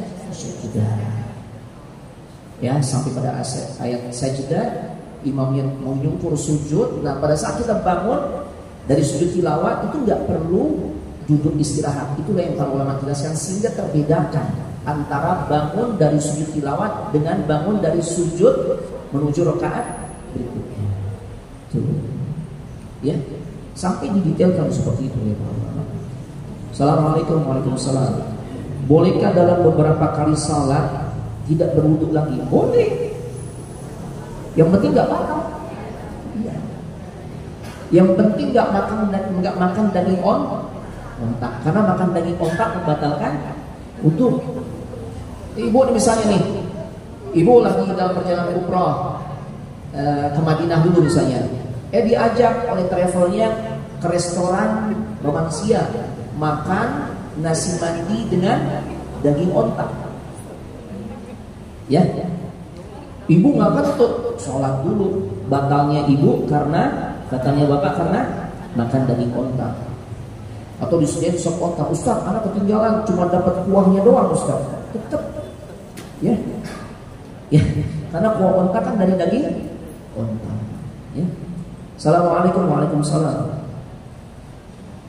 Bolehkah ketika sholat sunnah harus membaca doa iftitah atau langsung surah Al-Fatihah? Sebenarnya baca doa iftitah, baik sholat sunnah ataupun sholat wajib. Sunnahnya baca doa iftitah. Cuma para ulama katakan kalau kita jadi imam, pilih saja doa iftitah yang paling itu. Nanti kita sampai bahasanya. Apa yang paling pendek, Bu? Hah? Pak? Yang paling pendek apa, Pak? Allahu akbar kabira walhamdulillahi katsira wa subhanallahi bukratan wa asila. Berhenti. Kita kan suka gabung-gabung, enggak jelas begini. Itu satu riwayat. Riwayat yang lain, wajjahtu wajhiya lilladzi fataras samawati dan seterusnya. Ya, sampai lafaz wa ana minal muslimin. Sebenarnya keliru kalau berhenti sampai di situ. Karena kalau lafaz wajjahtu masih ada sekitar 6-7 baris lagi. Ini doa iftitah yang paling panjang. Cuma selama ini kita berhenti sampai wa ana minal muslimin atau wa ana awwalul muslimin. Padahal kalau mengacu kepada hadis riwayat yang sahih, ya, hadis sahih yang menjelaskan tentang lafaz doa wajhatu itu masih ada 7 lafaz lagi, 7 baris, 6-7 baris. Jadi kesalahan kita itu doanya belum tuntas, udahnya itu digabung. Allahu akbar kabira walhamdulillahi katsira subhanallahi bukratan wa asila. Kemudian wajhatu digabung. Padahal lafaz tersendiri harusnya dibedakan. Sholat zuhur kita pakai Allahu Akbar kabira. Sholat asar kita mau pakai yang wajahnya. Bukan digabung-gabung. Udah gitu belum tuntas. Udah gitu ditambahin ini. Nggak ada lafaz ini. Jadi langsung wajah. Riwayat yang sahih demikian. Atau biasanya jamaah tanya lagi, ada gak yang lebih pendek? Ada. Subhanakallahumma wa bihamdik wa tabarak ismuk wa ta'ala jadduk wa la ilaha illa ghairuk. Itu juga pendek. Kalau kita jadi imam baca yang pendek-pendek saja. Ya, tapi kalau kita sholat sendiri yang panjang, wajahku Allahumma ba'id baini wa baina khataayaya dan seterusnya. Ya. Nah, seperti itu. Yang jelas banyak lafaznya, lebih dari 10 lafaz. Tapi jangan digabung-gabung. Ya nanti boleh digabung-gabung ketika ada variasi doa, di antaranya doa sujud, rukuk, boleh digabung-gabung. Apalagi kalau kita sholat gerhana, panjang nggak rukuknya? Panjang. Baca apaan Ustaz? Panjang. Terus ulang-ulang, bahkan digabung boleh. Assalamualaikum warahmatullahi wabarakatuh. Ustaz, suami saya kalau sholat 5 waktu tidak di masjid kecuali sholat Jumat. Kalau kita minta salat berjamaah ya dengan suami, bagaimana Pak Ustaz? Apakah kita seperti menyetujui suami tidak salat di masjid? Sambil dikasih tahu sebenarnya sih Bang, ya sebenarnya abangku yang ganteng, kasih pujian dulu gitu. Jangan ngomelin gitu. Jadi udah nggak suka duluan suami kalau dinasihatin dengan ya kesan yang menggurui. Tapi kalau dibangun keharmonisan, kemesraan, abangku yang ganteng, kayaknya kalau abang ini pasnya sih di masjid Bang. Ya, dulu aja Nabi kan pernah didatangi Abdullah ibn Umi Maktum, buta Bang. Abdullah ibn Umi Maktum minta dispensasi karena buta, ya kondisinya buta. Kalau berangkat ke masjid itu susah, perjuangan berat. Ya, awalnya Nabi sempat memberikan keringanan, tapi kemudian Nabi tanya. Baru beberapa langkah Abdullah ibn Umi Maktum hendak meninggalkan Nabi. Nabi tanya lagi, atas ma'un nida, kamu masih dengar suara panggilan azan ya? Ternyata sahabat yang buta ini mengatakan iya ya Rasul. Nah kalau Rasul katakan engkau tetap sholat di masjid. Abang kan sehat, ya fit, bugar, ganteng, masya Allah. Mudah-mudahan pelan-pelan dia berangkat, ya dia berangkat ke masjid. Ya. Dan selain itu juga ajak ngaji. Boleh jadi karena dia dapat ya informasi dari gurunya, sholat berjamaah bagi laki-laki sunnah. Karena memang pandangan fikihnya nggak sama para ulama tentang masalah ini. Sebagian mengatakan sunnah muakkadah, dan kebanyakan kita kalau udah bicara sunnah, sunnah ini aman, kan gitu ya. Padahal sunnah bagian dari perintah ya. Wajib perintah, sunnah perintah. Cuma beda konsekuensinya aja. Kalau wajib ditinggalkan berdosa, sunnah tidak berdosa, tapi dia merugi. Tuh. Ini lafaz ini yang kita tinggalkan. Amalan sunnah, amalan yang kalau kita tidak kerjakan tidak berdosa, kita kerjakan berpahala. Udah berhenti. Akhirnya ketika kita tinggalkan, santai-santai aja. Nggak dosa, padahal ada kelanjutannya. Seharusnya kita pahami kalau kita tinggalkan amalan sunnah, berarti kita termasuk orang yang merugi. Adakah di antara kita yang merugi? Ya. Nah, walaupun anak pribadi mengikuti pandangan ulama yang mengatakan wajib, bayangin aja coba buta aja tetap Nabi perintahkan sholat berjamaah, buta jamaah. Dan kita dapati di maktab video-video singkat, ya di medsos, ya Allah, aki-aki udah rentah tuh. Saking benar-benar sungguh-sungguhnya untuk sholat di masjid, rumahnya dengan masjid itu dia pasangin tali. Jadi tatkala dia berjalan dia butuh bantuan orang, dia tinggal ikutin aja tali itu sampai masjid. Ya Allah. Ya. Baik. Kemudian assalamualaikum warahmatullahi wabarakatuh. Ustaz, apakah untuk sholat tahajud diharuskan kita untuk tidur dulu? Dan jika dilakukan 30 menit sebelum subuh, apakah masih masuk waktu tahajud? Ya sudah, ulama mengatakan selama sebelum masuk waktu subuh masih dibolehkan, walaupun tidak menjadi afdol ya. Baik, tapi kalau memang kondisinya seseorang ya dia sanggupnya seperti itu, fala ba'sa, tidak apa-apa. Ya apakah harus tidur dulu? Ya, sebagian ulama memaknai tahajud itu tatkala sholat yang dilakukan diawali dengan tidur, walaupun tidurnya sebentar, tapi dia dapat saat-saat lelap. Nah itu. Baik, walaupun ya sebagian mengatakan tanpa tidur dulu juga boleh dia sholat malam jika dia khawatir dia tidak bisa bangun malam. Itu yang dialami oleh sahabat Abu Hurairah. Ya makanya beliau berkata, "Ausini khalili." kekasih hatiku itu Nabi sallallahu alaihi wasallam memberi wasiat kepada diriku untuk melaksanakan ya sholat witir sebelum tidur. Makanya Abu Hurairah kalau sholat malamnya sholat witir itu sebelum tidur karena khawatir sering bablas tidur. Tiba-tiba udah subuh. Nah, walaupun yang lebih utama adalah kalau bisa yaitu tidur dulu ya. Nah, Ustaz, kondisi duduk saya sholat sambil duduk, tapi teman saya memberitahu bahwa biarpun sholat sambil duduk, tapi ketika takbiratul ihram harus berdiri dulu baru duduk. Benarkah itu? Benar. Kalau dalam keadaan takbirnya masih bisa kita untuk berdiri, bahkan bukan cuma takbir, Fatihah, surahnya masih sanggup berdiri. Yang nggak sanggupnya itu saat rukuk dan sujudnya. Ya, jadi ikuti bersama imam berdiri. Begitu imam rukuk, takbir untuk rukuk, baru kita duduk. Kecuali imam baca Fatihah, kemudian baca surah, udah mulai goyang di kaki, segera duduk. Tapi kalau masih mampu, maka tetap dia kepada hukum asal yaitu qaiman, berdiri. Nah, Assalamualaikum warahmatullahi wabarakatuh. Ustaz, kenapa ya saya setiap melihat Ka'bah bawaan Anda selalu nangis? Masya Allah. Mudah-mudahan Allah sampaikan ya ke kota suci Mekah, insya Allah untuk haji atau umrah. Apalagi kalau lewat beranda media sosial ada yang posting, apakah itu peranda aku akan umrah, iringi dengan doa. Iya, anak baru bawa jamaah 12 orang, itu gratis umrah. Sepanjang dari mulai di bandara, momen-momen anak bersama dia gitu ya, anak dapati nangisnya luar biasa. Diungkapkan kebahagiaan, dia doain tuh, insya Allah doa penuh keikhlasan buat orang yang mau berangkatin dia umroh. 12 orang, subhanallah. Ya, itu luar biasa. Dia cerita juga, selama ini Ustaz anak cuma melihat postingan-postingan ya di medsos, di Instagram, ya Allah, cuma bisa nangis aja Ustaz. Tapi kalau udah bicara kemampuan anak, gaji anak, mungkin sampai mati anak nggak sanggup Ustaz. Karena penghasilan anak dari lubang tutup lubang. Tapi anak yakin, nah inilah, tanamkan keyakinan ya bahwasanya siapapun ya bisa Allah sampaikan ke kota suci. Karena masalah kita bisa sampai ke kota suci untuk haji atau umrah itu bukan masalah kita banyak uang, tapi ini berkaitan dengan nida'ur rahman, panggilan Allah ya, yang caranya itu bisa banyak cara. Yang penting ya yakin dan banyak berdoa ya, banyak berdoa dan barengi juga dengan ikhtiar ya. Baik. Ustaz, apakah boleh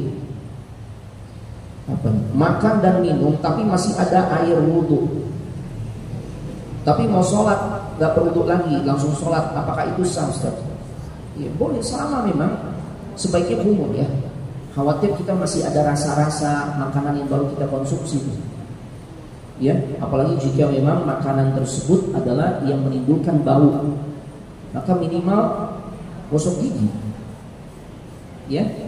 Tapi yang jelas makan minum itu tidak membatalkan wudu, cuma khawatir bisa merusak sholat kita ya, apalagi kalau masih terasa keju nanti sholat.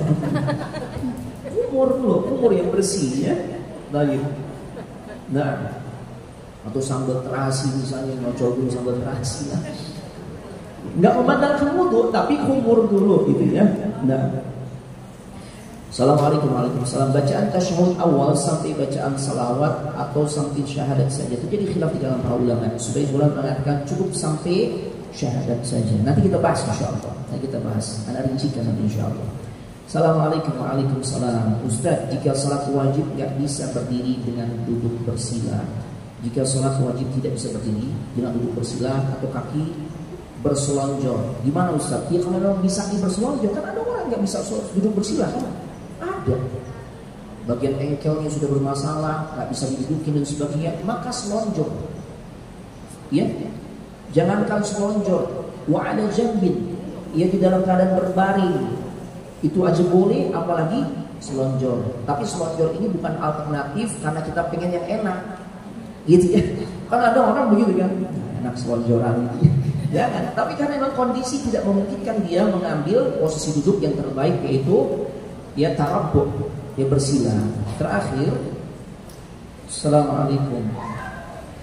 Bacaan takbir dalam sholat dari duduk berdiri apa harus dipanjangkan?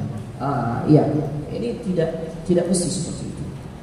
Cuma kadang kala kita dapati memang variasi imam-imam tuh suka memanjangkan ya. Misalnya dari sujud menuju ke Allahu Akbar. Sebenarnya para ulama menjelaskan yang mesti dibedakan itu di saat bangkit, bukan bangkit, di saat akan sujud tilawah. Itu takbirnya lebih dipanjangkan, Allahu Akbar. Ya, kalau ingin mengetahui tentang takbir yang dibedakan, justru dibedakan saat kita mau sujud tilawah. Kalla la tuti' wasjud waqtarib. Ya. Surah Al-Alaq ya, itu kan ayat sajadah juga. Kita sujud tilawah Allahu Akbar dipanjangin. Sebagian ulama kata mungkin. Tapi kalau yang salat biasa ya tidak ada sujud tilawah di situ, sebenarnya sih tidak ada ketentuan harus ketika mau bangkit dari sujud, mau berdiri maka dilamain atau dipanjangkan. Tidak ada ketentuan seperti itu. Apa dalam sholat sunnah ada sujud sahwi? Nah, ada. Ya, kita akan bahas nanti. Ya, sujud sahwi itu kapan kita lakukan? Ya, diantaranya disimpulkan oleh para ulama jika terjadi penambahan, pengurangan atau lupa. Dan ini terjadi pada sholat wajib ataupun sholat sunnah. Tapi nanti pembahasan lebih detail ya. Tapi ini bisa saya sampaikan, tidak ada pertanyaan. Bapak ada mau naik? Nggak ada ya?